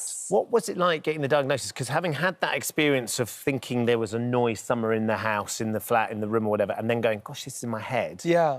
And then not really knowing what you were going through, probably doing a bit of Googling, but actually to be given the diagnosis and also being told it's not curable. Look, it's really upsetting, right? And for anyone who's going through it now and it's really upsetting. And there's no way to put about it because you think, OK, this is for life. Anything like that is just, you're like, well, how am I ever going to get through this? But I promise you, you become accustomed to it and you get used to it. And your brain and your body are amazing things that actually you somehow you realise how to work around it. And I really just encourage anyone who is watching this or is suffering with tinnitus to try and accept it and not fight it and just say, it's that annoying thing that I have, but I've got, you know, I can breathe and I can hold things and I can walk around. And so you look at the good things and that kind of helps it a lot. Jamie, how do you think you got it, or what caused it? Well, loud music. I mean, I do think... you think it's... I think my thing was probably different. I did never protect my ears. Right. And the problem with we listened to music so loud, I went to a lot of nightclubs when I was younger. I was not wearing ear protection. You know, London can be quite loud. So I never, ever thought anything of it. Now I just really want people to protect their ears. You know, if you go to a gym class in the morning, that is loud. Yeah. You don't have to bring earplugs, but I put tissue paper in my ears. Just somehow protect your ears in certain ways because they're so important, they're so useful, and if you can protect yourself from having tinnitus, it will be a really good thing. You do, I mean, obviously for your work, you're doing a lot of broadcasting and presenting, Yeah. so of course that you have to be able to think, and these things can be distracting. I understand when you did Celebrity Hunted, it got really, really bad. Not just because you were spending all that time with Spencer, obviously. That's why it was bad. That's why it was really bad. He was anxious. Spencer just made me anxious. but it got really bad during that period. Yeah, it was... I did the show and it was really bad. Probably the environment or whatever, but it was so... It's a stressful show, isn't it? It was a stressful show and the stress makes it worse. And it was so loud, if you were talking, I wouldn't be able to hear you. I could just hear ringing.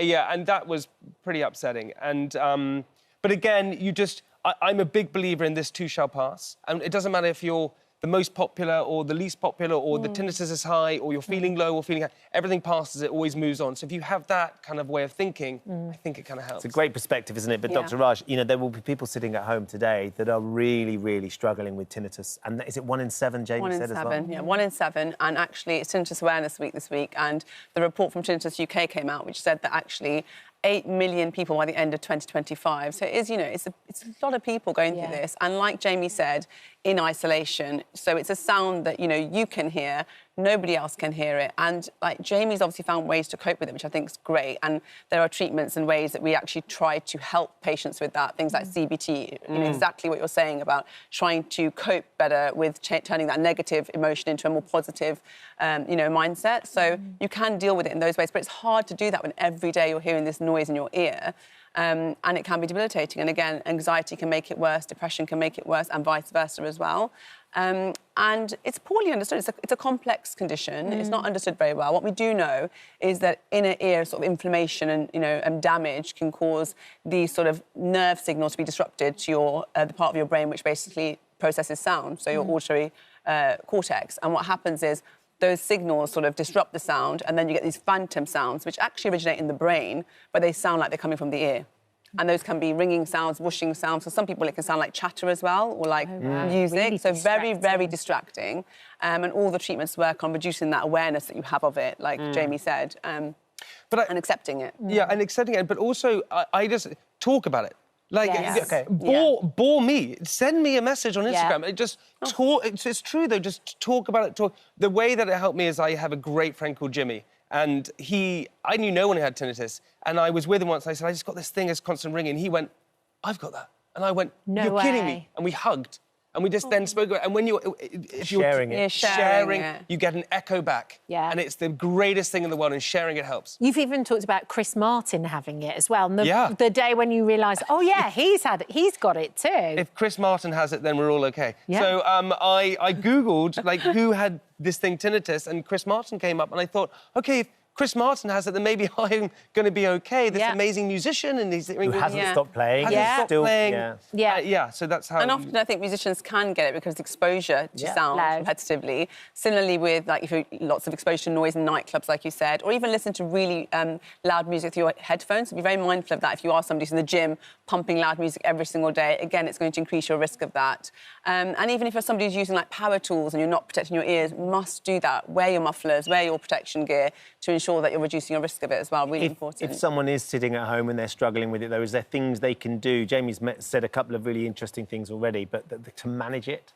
So, yeah, if you've got persistent tinnitus, there's no cure, but lots of treatments focus on sort of awareness and distraction from the sound itself. So things like sound therapy, so white noise. I think you mentioned, didn't you, Jamie, that you use white noise or Whale sounds. noises at night. Whale noise at night, yeah. My wife loves that, but honestly, whales at night is lovely. Roll on Valentine's Day. Oh, Valentine's, the whales are playing, let's go.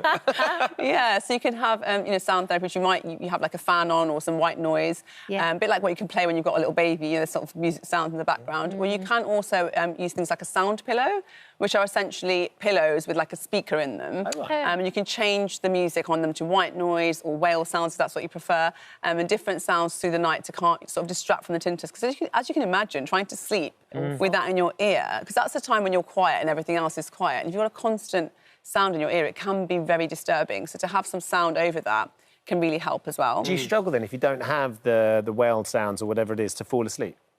Yeah, I mean, if I'm totally honest, I can't sleep in silence, which is really annoying because it's just there. So I sleep with a fan on in the room, or my best friend is Stephen Fry, and so I sleep with him in my ear. The dulcet tones. Yeah, I know, he doesn't sit in my bed. I was going to say, does he know he's in your ear? He doesn't know he's in my ear, but he's honestly, his voice was just so soothing. So find something that really soothes you. Yeah. I have a fan on, or whale noises, or Stephen Fry. Yeah, absolutely. Well, it hasn't stopped the success of the business either.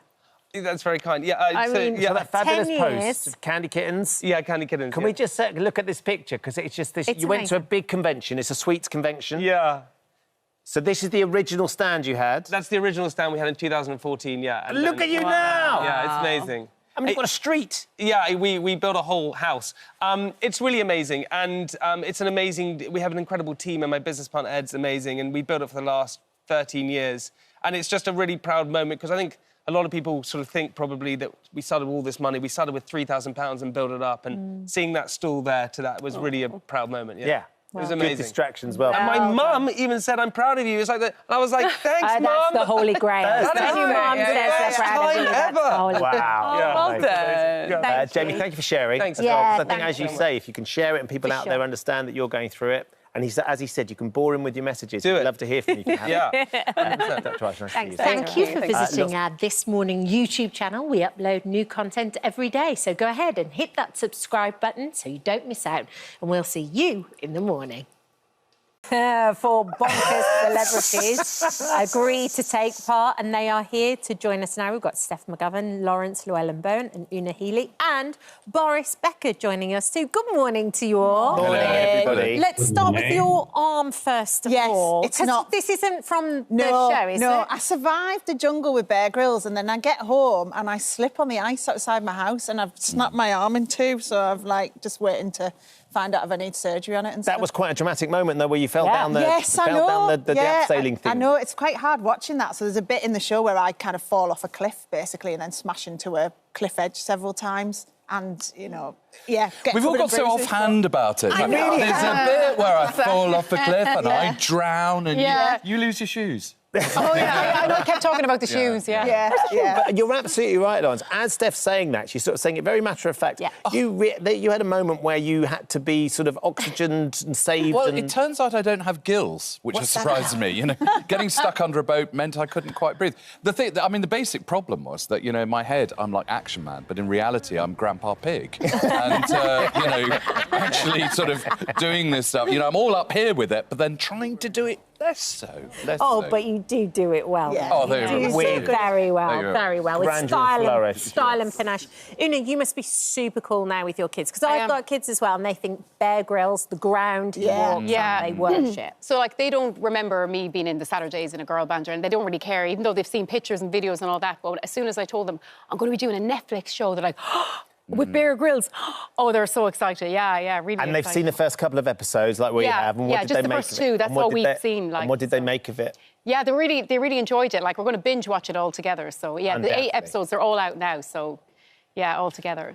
Boris, thank you for joining us. Hi, sadly, Boris. you can't be here. There's travel restrictions, of course, because of your time when you spent in prison, which I was amazed to understand as you're talking in the show, you're really open about that experience and how that that impacted on actually going and doing this show. Well, I was really careful what I was talking about. I mean, the challenge being a jungle with, first 11 strangers was, big enough. And then obviously hunting down by Bear Grylls was even more frightening. But then you have there's many times when you just sit in the camp, you talk to one another a little bit, and you do open up. This challenge was really trying to get uncomfortable, being comfortable, getting uncomfortable, and so you need each other, and therefore we spoke about a lot of things.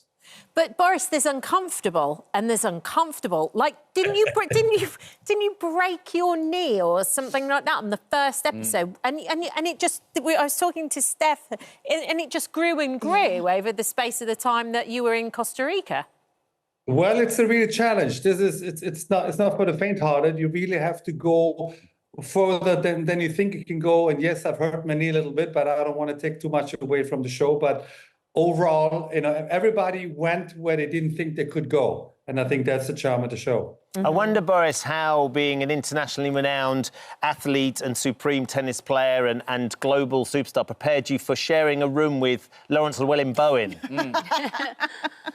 For example, and 11 others. I mean, the bigger challenge was really sharing, a huge bedroom with 11 strangers, and we all make different type of noises at night, and you would be surprised. You have no idea. Who knew that Mel B snores like this? There are those moments, though, Steph, when we watch sort of The Jungle and we watch bits and pieces. You guys turn up in this and it's in a beautiful place. Yes, so it is. all of you are in a Gorgeous. very open room, sharing together, sleeping together, and it's roasting hot. Yes, it is, and you don't get a sense of the heat, I don't think, from the show. But there was a time I remember just pulling the cuff of my arm, and sweat was just pouring out. Yes. But it was fun, though. I laughed so much. There's nothing like when you go into bed at night and you look across and you're like, there's Boris Becker, there's Mel B, and there's Laurence Llewellyn-Bowen, who looks like a king who's died. She would literally, she kept waking up and going, because I looked like I was lying in state, apparently. It did. I was also draped in a mosquito net. I am not surprised, Nice. are you? No. And Yeah. the thing I was surprised about, though, is out of everybody, you managed to get in a hat, some sunglasses, a fancy shirt, the cologne. Fancy shirt, yeah. No, well, the thing was, I had a bit of a spy on the House of Love, because the wardrobe lady, the lovely Dirty Susie, just rang me up and said, listen, I can't put you in this stuff from the high street. Can you, So I sent her some of my own shirts and some of my fabrics. They're in the colour field. Yeah. And I suddenly realised that I was the only one there that had all my own stuff. You were borrowing it. You'll see me a lot. Yeah, Danny was after him straight into my toiletries bag. So you smuggled in contraband? Well, I wore in contraband and no one said no. So I was just Lauren. well, you can take it away from me if you want to. Eventually they did. Eventually they did twig. Right. And I found myself having to wear high street. That was the most traumatic thing. That was worth than being in the bear pit. Yeah. Oh, my God, wearing chain store clothes. It was really It'll never be the same again. Una, talk to us about being hunted by bear, because, there is moments within this where you all face big challenges and then you end up in the bear pit being So if you chased lose your down. challenge, we're all living together. So I would say it's kind of like Big Brother / Hunger Games. Just to sum it up really quickly, that's how I would describe it. And we were all living together. Then we were put into 2 separate teams against each other. And then whoever lost then were put into the bear pit. There's only 4 exits, 5 go in. So you either have to evade or escape. Escape. So there's different exits. You have to find your tool, and while you're in there, you just have to be on amber alert. That's what Bear Grylls says. Be really stealth-like. Really. Be a deer. Yeah, be a That's what he deer. says. Yes. Be a deer. Yeah, be a I thought he deer. was being friendly. Be a deer. Well, there's crocodiles and There's potential life hazards. There's also celebrities. those howler monkeys that sound like dinosaurs. They sound like dinosaurs. Boris, I wonder, obviously in the world that sort of you guys exist in and you work in and the experiences you have, did you expect it to be as tough as it was? Well, when I first was approached by Netflix and Bear Grylls, I was, flattered and honored. I'm a big fan of Bear and all his shows before. I didn't know what to expect, but I'm a kind of guy that always tried to push my own boundaries a little bit. But I didn't think it was going to be that bad, honestly. There was probably no technology, no contact with the outside world. And then, ultimately with a bunch of strangers for 2 or 3 weeks.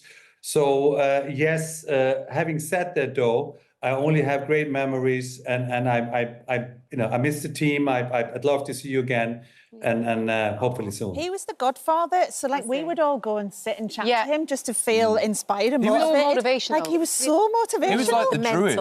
Yeah. You know, he was sorting everyone's problems out. You know, very kind of- You were like, he was if the you were wise upset, elder. you used the force. Talk to him. He was Obi-Wan, Yes. you know, Boris No, Becker. but yes, yes. I tell you who wasn't like that, though. Who? You, under that water. Oh, well, yeah, I mean, listen. You were every camp needs a drama queen. Yeah, It was really scary, actually. Right, when it was Listen, we're really- teasing a little bit, but you can tell. Just how serious was that, Lauren? I mean, it was serious. It was serious. I mean, it was a lot to do with me being thoroughly overexcited. And as Jackie says, that's what comes when you show off, really, isn't it? No, but you just jumped off a speedboat into shark-infested waters and swam through the Costa Rican Ocean. And I don't think many 60-year-olds do that, as a matter of course. But the extraordinary thing was just how incredible everybody was at that moment. There was no, no one even thought they all went into this immediate kind of rescue mode. And they have this extraordinarily wonderful, large selection of people in small red bikinis that come and rescue you. Baywatch-esque. Very Baywatch. I don't think that Do you think, did that not actually happen? No, but okay. you thought that Holly was like, the guardian angel. I had a terrible moment because I actually did pass out, and then I came to, and there was this sort of beatific blonde in broderie anglais leaning over me, and I thought that the angel of death has never looked more beautiful. And then she went like this, "You're right, Lawrence." Oh, it's Holly. Fine. I'm still here. The absolute opposite. And then, Uno, I think that you've said, because there's all sorts of skills that you have to learn in this, not least when you're being tracked by a bear, but one of the skills that you've learned is to be quiet, because you struggle a little bit. Yeah, like I would be naturally a chatterbox, I was always told in school, needs to stop talking. That was always in my report. So going in there and actually I was very shy, and I felt quite intimidated by the big personalities, and I didn't really know my place or who to talk to. It was kind of like, so I was literally like a little mouse for the first couple of episodes. But I took a back seat and I watched and observed. That's actually what Boris always said, take a bird's eye view. I remember Boris saying that. And I really did, and I learned so much, and I got to know everyone. So then I felt more comfortable, and I came out of my shell as the days went on. And she's fierce. Yeah. She's so fierce. She is so fierce. She's like Boadicea. I mean, she really, She's the person you want on your team. Really? Yeah. Whatever you're going through in life, you Yeah. are so good. Yeah. What were the dynamics like in there? Did you all kind of get along all of the time, or was it? So we had the godfather that was Boris. That's what I'm trying to work out. You know, everyone kind of took on a role, didn't they, in some way? You were like the clown, the court jester. Thanks for that. That's great. Lovely. Thanks for that. That's great. He's what so with witty. my long shoes? Yeah. Okay. And my squeaky nose. But I think they were, to most of the time we were working together. It was only really when you're in the bear pit where you're entirely just fending for yourself. Right. Well, and this is what makes this show different, because actually it's about building you, not tearing you down. So many of the other formats, they're putting you in such extreme circumstances, and it's about breeding conflict. This was actually about giving us an environment to get to know each other, and then to get to know how we could be a bit better. And actually, I think it's a very clever thing to do, because I think all of us ended up being a lot more out there, a lot more brave, reaching a lot further when we were in the challenges, because we didn't, we were getting on. We weren't. There was no sort of insecurity. And actually, it's behind very it. different to other shows as well, because we actually got fed out of the smoke, literally. Big Zoo, who's a chef, he was cooking by the fire pit for us every night. And it was really lovely. And because we didn't have our phones, we actually all had just like the art of conversation was back, and it was really a lovely thing. And I think I'd recommend anyone to have a digital We detox. had a lot of meat.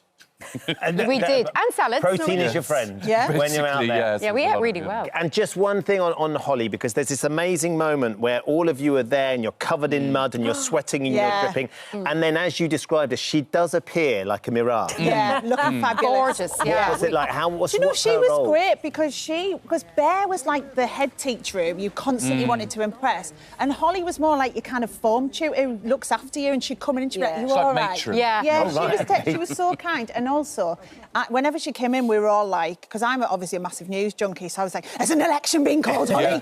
What's going on now?" And everyone was asking things. Is coral still colour of the year? Have fashions changed in Pelmet since I've been away? Is it mocha something, isn't it? I think it is mocha something. Mocha surprise. Yes. So, Boris, obviously you did this with a cast of British celebrities. Is there any suggestion that you might be taking some German celebrities into the jungle, or maybe doing it without getting an injury and completing the challenge? Well, I've had some invites over the last couple of years. So far, I've been refusing. I mean, for me, the decisive moment was obviously Bear Grylls, and Holly was excellent as well. I'm normally more into the world of sports and sports commentary and all that. So reality TV is normally not my cup of tea. Normally not, but you made an exception, and it left you with an experience you'll never forget, I'm sure. I'm sure. No, it was wonderful. I can't wait for the episodes to show. I've seen the first two, but I haven't seen the others. And it was a wonderful experience, and I would do it all over again, but with the same crew. Amazing. Excellent. Something you guys are never going to forget. What, Boris? No, never. Never in a million years. The Godfather. Thank you all for joining us and coming in. Boris, thank you for joining us as well. Thank you. Yeah, Celebrity Bear Hunt is on Netflix. Thank you for visiting our This Morning YouTube channel. We upload new content every day, so go ahead and hit that subscribe button so you don't miss out. And we'll see you in the morning. Actress and comedian who never fails to make us laugh. But one thing Daisy May Cooper's not joking about is your love for this. I just think you're perfect. You've got such a symmetrical face. I honestly, you are wonderful. And I'm shaking. I'm not going to get creepy, I promise. I just think you're very handsome. And this isn't the first time Daisy's pontificated about you, is it? No. So is it getting under control, Daisy? I'm trying to, but I just... you've got your forearms out. I've got my forearms out for you, Daisy. We'll have a different outfit now. From when I was next door, it was suited and booted with a tie, and now I'm a little bit more... it's everything. Was that for me? Or? Casual, a little bit loose. Talking of things for you, actually, Daisy, remember the last time you came on and you hugged him and you said, you didn't let me down. That was exactly what I wanted you to smell like. Yes! What are we doing? Are we encouraging this? We have Ode to Shephard here, a mature scent for life's tipping points. Best enjoyed between 10 and 12:30. Safe around cats. Yes, so Mr. Miyagi will be fine with it. Oh, lovely. And that smells of Ben. You. Smell him. How have you captured my it does smell of you. It can go in your office. On my pillows. Lovely. Your poor family. I do apologise for everyone back home who has to put up with this. But my poor partner. Yes, exactly. Exactly. Sorry, babe. How are you? It's lovely to see you. I'm good, thank you, darling. I'm so excited to be here this morning. It's my first ever You've time. never done it this morning. It's been quite a show already. I was already. just thinking, that's not real, is it? No, let's not dwell. No. As long as it's moving. Sometimes it breaks if it doesn't move at all. That's the original view from the original studio, but then we moved a good few years ago, and we're not sadly on the river anymore. But we can still... lovely. Like life. We don't dwell on what's not real. Can we talk a little bit about Am I Being Unreasonable? Yes. Because Series 2 is coming out, and honestly, as we know, Series 1, amazing. Very twisty-turny, lots of shocking moments. Yes. And when I last saw you, we were talking about how are you going to do Series 2? Where are you going to start? Because how are you going to have all those twists? Well, it's taken this long. It's been nearly 3 years. But we had to go through every single scenario with every character. Like, anything that you could ever possibly think of, we've thought of it. And it's been on a Post-it note in my bedroom.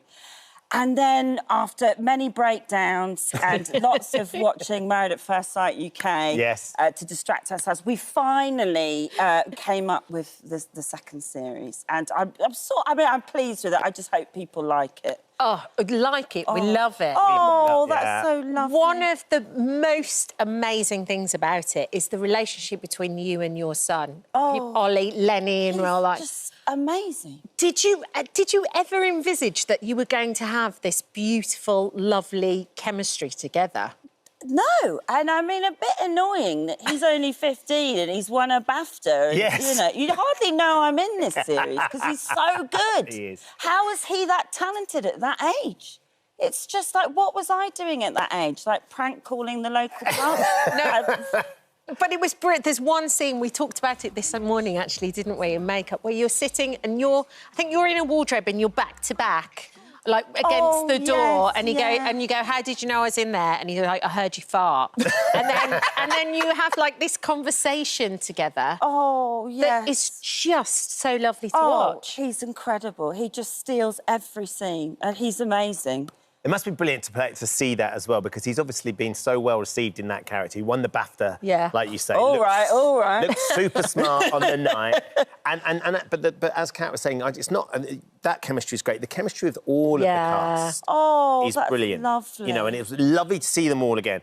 I know we don't want to give away too much, but your character, Nick, she's got herself into a bit of a state at the end of series 1. Yeah, a bit of a pickle. Where do we... Just in case anyone hasn't watched it yet, because we've seen preview copies, where do they pick up with what she's going through? We literally pick up like half an hour after series 1 left off. OK. Which is a bit mad, because since then I've lost about 5 pounds and I've had my lips done.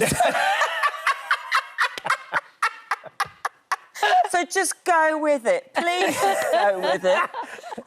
It's really funny. There's a flashback where I have no lips, to series 1 where I have no lips, and then suddenly I'm like Donald Duck. It's mad. But anyway, lips look wonderful, Daisy. Thank you, darling. But yeah, so we're straight back in. We're at the memorial. Yes. And she's spiralling, and we just join her in the middle of this, you know, glorious panic attack. Chaos. Chaos.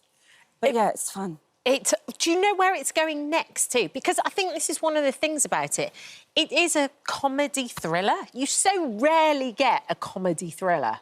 Oh, well, do you know where it's going next? Absolutely no idea. If you've got any good ideas, I'd be very grateful for There could be a couple of great characters, You maybe. have to be in it. Series 3. Ready. I was running the local cafe. We'd be all over that. Oh, you would be brilliant. Sniping at each other. Exactly. That would be great. You were mid filming when your baby arrived. Is this right? Yes. Bit early. Right in the middle of filming, and I thought, something isn't right. I started getting sort of contraction pains. I thought, this is way too early. And I was having to lie down on the bed on the set. And I said, I think I might have to go to hospital. And I went, my water's broke. And so, yeah, I had my baby Benji. I'm not a stalker, I promise.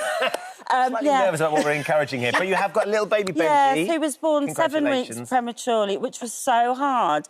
But I tell you what, he's brilliant now. I mean, he's annoying. He's waking me up at 3 a.m. Yeah, he's Benjis brilliantly annoying, healthily annoying. But didn't that mean that had an impact on the cast? Because of course, when you just had a baby, you can't go straight back to work. Oh, God, do you know, it was so stressful, because then it was like cast availability. Like, we lost loads of the cast, so I was having to be in hospital and kind of rewrite this, you know, so a lot of episode 1 is kind of rewrites after I was pregnant. So it's a bit bonkers, but just, it was, you know, it sort of worked. So is Nick going to get away with the murder? Oh, I can't tell you that. Is it going to be touch and go for a minute? I can't. What I can tell you, go on, which give you're us a going to bit. love, and this country fans are going to love this. Kerry and Curtin, the characters Kerry and Curtin, are coming into Am I Being Unreasonable season 2. So it's going to be a comedy crossover. So this country fans, you'll be happy. So Charlie's in it. Charlie's in it. He also, as well as playing Curtin in it, he also plays a Dutch man with a mullet and a shell suit. But he was so bad at a Dutch accent that we had to write in like episode 4 that he's not really Dutch. Did you tell him what he was going to have to wear before he came on, or did you just... No, I did not before, no. And then he was very... I just saw him very cross coming out of the makeup trailer, this great big mullet and the very flammable shell suit. And he wasn't the only one that caused a bit of trouble. There was a hedgehog as well, apparently, who was very starry and dramatic and a bit of a diva. Absolutely right. The completely true story, right? I wanted to have a hedgehog in it. Find out. So they track this hedgehog down, who's a model / actor, I don't say. And he charged £1,000, right? £1,000? £1,000. He wanted his own trailer. He had 5 people in his entourage, right? This is insane. He turns up and all he does is just sniff a bit of grass for about 5 minutes. And then the handler said, I think he's a bit tired now. He needs to go back to his trailer. And I said, he hasn't done anything. And he's earned £1,000. We'll be cheaper than that. Yeah, and a lot cheaper. and not so demanding. Oh, I'd love I that. can sniff the ground all day. I'm very good at those things. Easy peasy. We'll come on our road. No worries. But the hedgehog did make it into, because I've seen the scene with the We hedgehog. spent £1,000 on him. You've got to we make it in. had to. I've never met anybody so arrogant in my So time. demanding.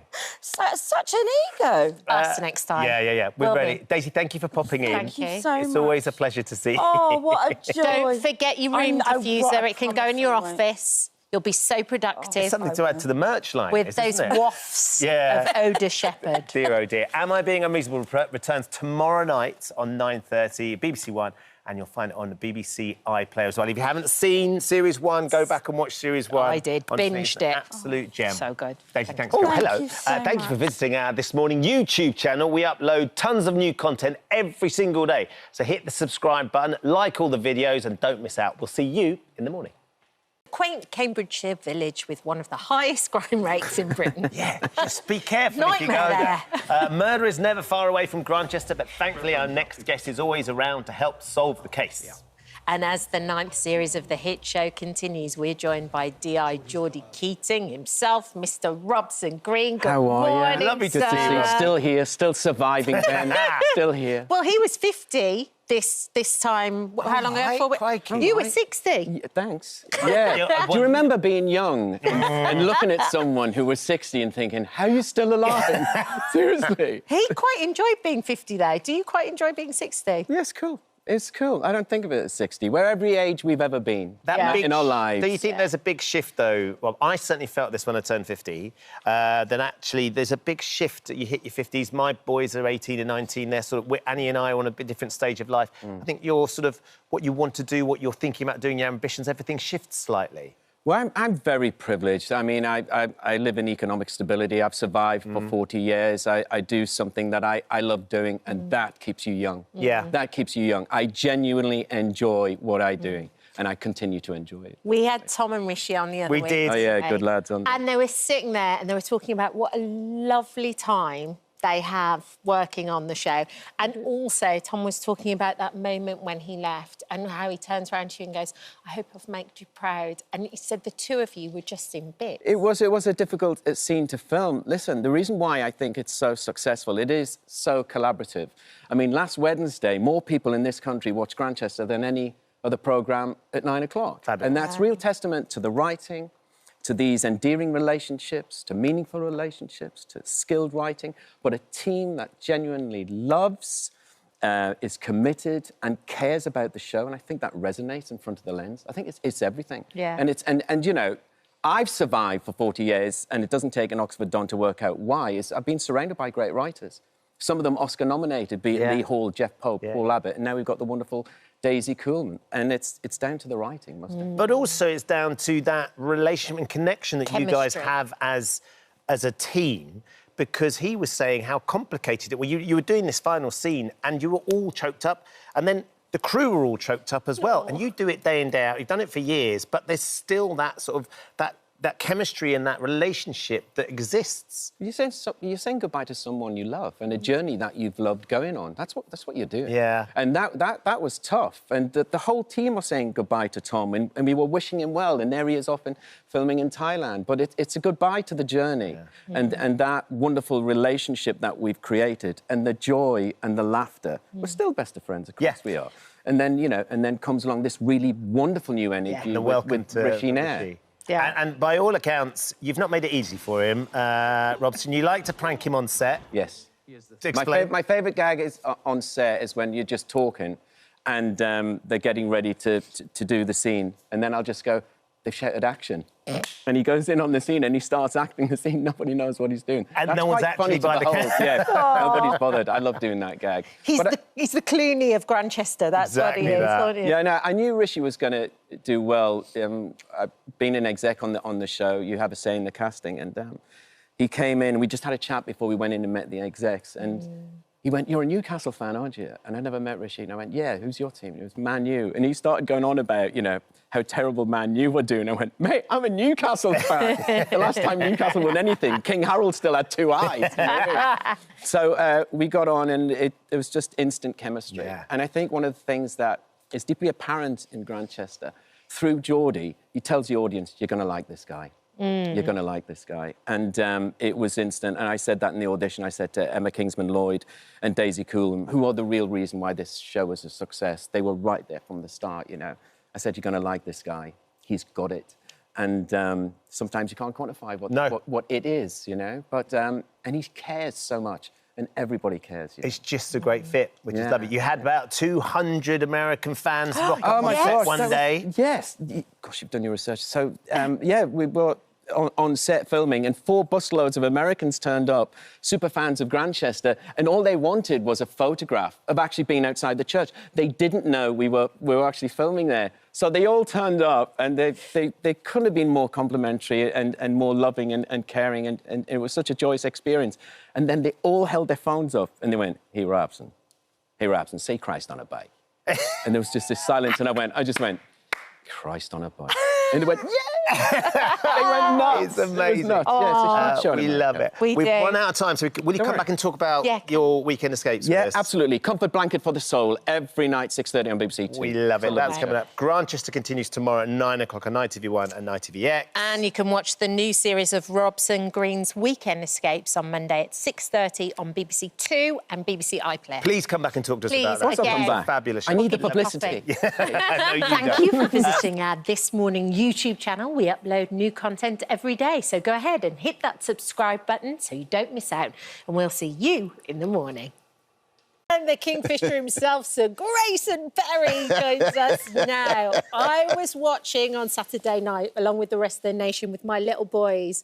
And when you took your head off, it was just like, I was like, that is an amazing booking. But secondly, you looked as though you just had the best time, even when the mask came off and you performed. Yeah, it was such fun. It's a low effort sort of celebrity thing because you don't get pestered. Nobody knows you're doing it. And so you just turn up, you wait around, you do the thing, and everybody's lovely, and then, and you get to sing, which I love. Did you keep it a secret? I mean, I know that everyone's very strict about it, but how many people had you told, Grayson, that you were doing it? I mean, a couple of people, my wife knew, my assistant knew, but my daughter guessed because her girlfriend in the middle of the night was scrolling and came across it and went, she knew from karaoke whose voice that was. So she went, like, "Is your dad?" Yeah. And did you have a choice in your costume? Because obviously we know you for your fashion sense as well.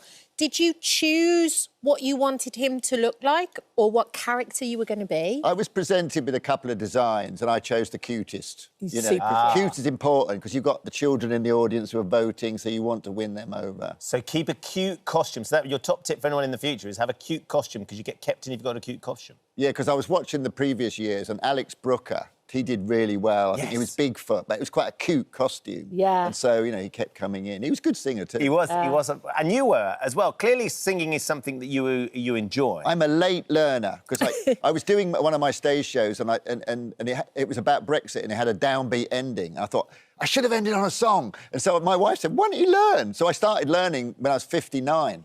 You go to lessons? Yeah. I could not sing a note. Did you tell your singing teacher you were doing The Masked Singer? Yeah, she loved it, yeah. I'll bet she did. So you had extra songs, so you've fallen in love with singing. Yeah. But singing in the mask is quite an interesting experience, I'd imagine. Yeah, you're isolated, you know, because you've got in-ear speakers and then you've got very limited vision and you can't, so it's like you're singing to yourself a bit and you can vaguely see ghosts of the audience out there. Does that make it less intimidating, or did you quite enjoy being in front of everyone and singing? I think singing is communicating. You're looking people in the eye and you're communicating. So I think actually, I've noticed that people, when they take the mask off, I think they sing better, a little bit better. I think it looked like you were really enjoying it. Once you took the mask off on Saturday. You've got other songs that you'd prepped, though, hadn't you? Oh, yeah, because they're always keeping you ahead in case you stay in. So I had a couple of songs for the next week, yeah. So what were your songs that you've got? I was going to do Stixies and Feed the Birds. Can you give us a bit of Feed the Birds? Feed the Birds. Early each day to the steps of St. Paul's, the little old bird woman comes. It's got a lovely In voice. her own special way to the people she calls. Come buy my bags full of crumbs. Oh, put it on. Oh, put my it. God, it's absolutely Beautiful lovely. tone. You have such a gorgeous tone, Grayson. Yeah, I really enjoy it. Singing is such a... It's the best thing I've done since therapy. Is that what, finding... Learning to sing, yeah. I quite often well up while I'm doing the lesson. When you hit the spot with a song, and the teacher gives you, good feedback that gets you in the right place, there's nothing like it. Well, I guess it's the vibration. It's your all body, in your, you see. yeah, It's a holistic experience. It's like your intellect, your emotions and your body. Your They're all heart. engaged in it. Yeah. But you don't get... I mean, the sad thing from the Masked Singer is you don't get to mix with the other singers, do you? No. You're all kept separate backstage. So have you been watching... Because have you been watching the other singers and guessing along as we're going? Trying. I didn't have a clue. I mean, Macy Gray has a very distinctive voice, does. but I thought, is she really going to do it? Because she's amazing, Yeah. But then, when they took the mask off... Yeah. and she stormed off, of course, as well. She looked pretty cross, yeah. But you stayed longer than Macy and Carol Decker. You must feel proud. One of my proudest achievements. But then again, I'm under no illusion that it's a singing competition. It's certainly very entertaining. Is it going to be part of the new show, though, Grayson? Oh, Is yes. Kingfisher coming with you? For my last couple of shows, I've always done songs. I write songs and work with a composer, and it's depending on the theme. So the theme this year is Are You Good? So I'm trying to think about songs that sing about that notion, yeah. And will you try and take Kingfisher with you? Will Kingfisher appear? No, because when you're on the stage, I like to be... because you're expressing with your body. So I once did a tryout gig, and one of my friends gave me the feedback, wear a shorter dress, because he said, because you're speaking with your whole body when you're on stage. Your legs are part of the vocabulary. Yeah. And are there going to be buttons? Because you're going to decide whether people are really good or bad, I right? get people to vote the whole time through the show. Are you good? What have you got good taste? Who did you vote for? I find out a lot about the audience. So I know, I always ask them straight up, who did you vote for in the last election? So I know who I'm talking to. I wouldn't argue with him. No. We've loved it, Grayson. Thank you so much for coming in and bringing Kingfisher as well. I would recommend to anybody, you two, you should do it. It's a great show to be a part of. But some people think she is. I might be tougher fish. You never know, Grayson. Your boys aren't convinced either way, are they? No, not yet. Thank you. Lovely to see you. Hello. Thank you for visiting our This Morning YouTube channel. We upload tons of new content every single day. So hit the subscribe button, like all the videos, and don't miss out. We'll see you in the morning. Guests are here to talk about dating, how to win in the dating game, which is why it's interesting. Mel Schilling and Elizabeth Day are here with How to Date is your podcast. But just on that, Mel, people do meet partners in the gym. This all came about because of a study saying that a huge number of women get approached in gyms and have inappropriate comments made to them in the gym, and it's very intimidating. But as a space to find somebody to date, would a gym be a good place? Well, it's a good point. It could be a great place because if you've got people with similar values, maybe they value health and fitness, they go to the gym, they're going to meet people in the right place. But I just have a problem with grunting. That's very specific. That's niche. Yes. I have a problem with them taking up all the weights. Like, I actually love doing weights, but I do feel intimidated. Do you feel intimidated? So do you think that the men spread too much, take too many weights? Yeah, they're man-spreading in the weights area. They're making the wrong sort of noises. But you might meet your future romantic partner there. So swings and roundabouts. Right. There is a balance, of course, right? If you don't meet them in a gym, luckily we're here to help. Oh, there are other ways there's to meet the them. segue. See how she did She's a that. professional. You could be listening to the podcast in the gym, of course, which is a double whammy. So just explain a little bit then, Elizabeth, because this How to Date is the third in your series, your amazing podcast series. How to Fail is your podcast that I really enjoy, which is where you met, I think. Yes. Explain a little bit about what the plan is or what's the thought and the theory behind How to Date. I'm so thrilled that Mel has agreed to do her first ever podcast with me. So How to Date is 8 weeks, and essentially it's a toolkit to change your romantic life. We teach you everything that you need to know about navigating modern romance. Mel has the expertise, the warmth, the insight. I'm there to share a few funny anecdotes because we both went through it as well. We were both single in our late 30s and we both met our husbands online. So we feel that we've got a lot to share and it can be really difficult understanding how to date, and that's what we're here to help with. I love this idea that you've been there and done that and you've got the T-shirt and actually you've ended up in really happy relationships. So what would be your advice for people who are thinking about maybe going online to date? Well, a big premise underlying this How to Date podcast is to date yourself first. Yes, I love that. Yes, we talk a lot about really self-centred dating is a philosophy, I guess, that we're really preaching here. And yes, it's great to go out and meet your partner and to have the flirtation and all the exciting stuff. But if you don't work on yourself first, if you don't get clear on your dating goal and what it is that you really want, what your values are, then you're not going to meet a compatible partner. So that would be our first port of call, and certainly this podcast starts at the first date. Well, are you ready? And then takes you through the life cycle of a dating process. One of the brilliant things about How to Fail, your other podcast, Elizabeth, is listening to very well-known, very successful people talking about all those moments in their life where things have gone horribly wrong and they've picked themselves up and they've learned from it. Your dating experience, I'm assuming... What's the link? Yes, I'm assuming there are moments that you share that maybe you can share where things have gone wrong for you. Because you obviously found someone you're very content now, but you have to go through the bit of failure along the way. 100%, and that's something that Mel talks about so brilliantly, that rejection is part of the process. You can't escape it. And I definitely did have some rejections, and I also had one particularly memorable dating anecdote where a man, you know, we dated for quite a few weeks, and then he brought a camp bed to stay over in my flat. And I was like, why have you brought a camp bed with you? He's like, I just don't like your mattress. It's very uncomfortable. And it's just things like that. It's so hot. You know, you think it is a funny anecdote, but also there's a slight sort of value misalliance there. And that was a good wake-up call for me. But ultimately... Well, because he didn't like your mattress, he's not going to like me. I just thought, I can't be with this person who's sort of rolling off me onto this. Oh, what a visual. That's quite graphic. That did escalate. I'm so sorry. I'm reeling myself back in. It was what we call a pink flag, in that it wasn't quite a red flag, but it did alert a slight warning signal in my head. And then he ended up doing something much meaner afterwards, and I was like, oh, I was right to end it.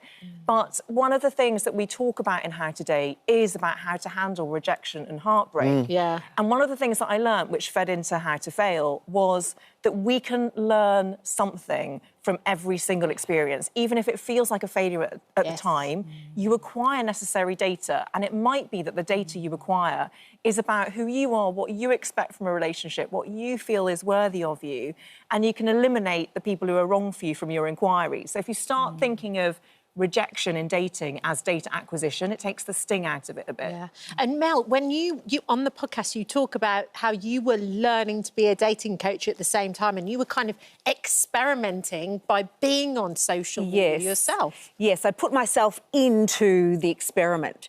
And so I was learning first-hand experience whilst I was learning the theory as well.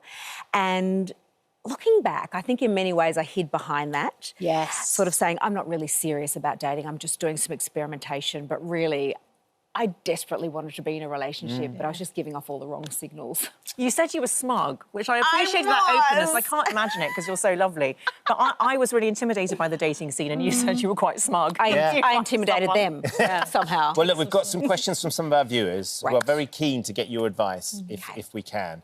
This is from Robin. Robin says, I have alopecia. I'm struggling with talking about it on dates, especially knowing how long I have to wait before gaining enough confidence to show them my head without a wig. She clearly wears a wig. I've been single for 6 years. Dating is a struggle. I'm turning 35 this year, and I'm worried I won't find a man to accept me. Yeah. Oh, Robin. This is a tough one because it's so personal, isn't it? And look, we talk with a lot of people who are dealing with an ongoing health issue in the dating world. And whilst it's difficult, I think one of the best pieces of advice that we could give you here is to lead with it. Now, I know you've probably got some feelings about that and it feels a bit tough, but really, when you break it down, if you are leading with, this is my situation, I have alopecia, this is what I live with, and that scares the person off, well, then that's the wrong person. Yeah. Yes. She's so clever. Isn't she? Yes. She just breaks it down. It's like, oh, of course. Robin's got to be braver, though. I mean, that's the issue. Takes She's obviously bravery. struggling with it anyway. Yes. But to be able to lead with it, if you can, then you're going to meet the right people. Yes. I think she sounds like she's already brave, and she can just apply that bravery in this way. I totally agree with you. I wish I'd had Mel in my ear when I was in the wild. Like Jiminy Cricket on your shoulder a little bit. In a pink dress. Yeah, exactly. This next one's from Tara. She says, I've been single for nearly 7 years due to my marriage breaking down after my husband had numerous affairs.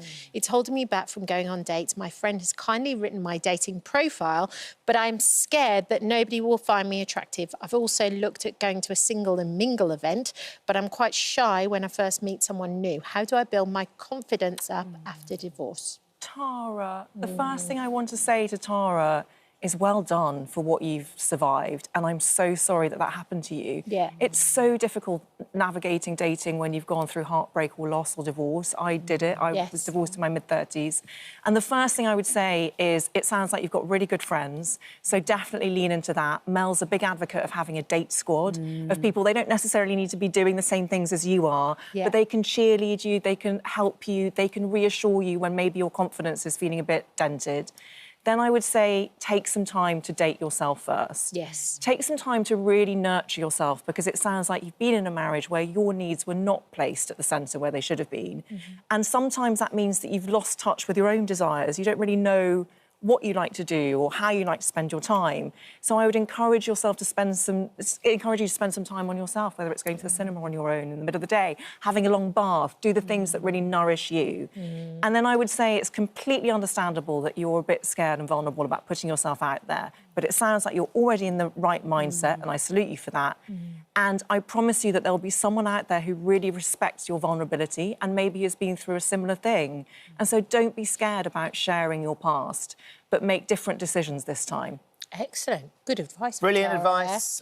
Thank you both for coming in. The podcast is out is today. brilliant. Thank you. It comes out today? Yes. Yes, there you go. So it's 8-parter. All How the to date. tools you need. Absolutely. Yeah, thank and you. let us know, if you're at home and you listen to the podcast, let us know how you get on with your dating. 'Cause I think Please we've got do. something special there. Thank you both. Thank you for visiting our This Morning YouTube channel. We upload new content every day, so go ahead and hit that subscribe button so you don't miss out, and we'll see you in the morning.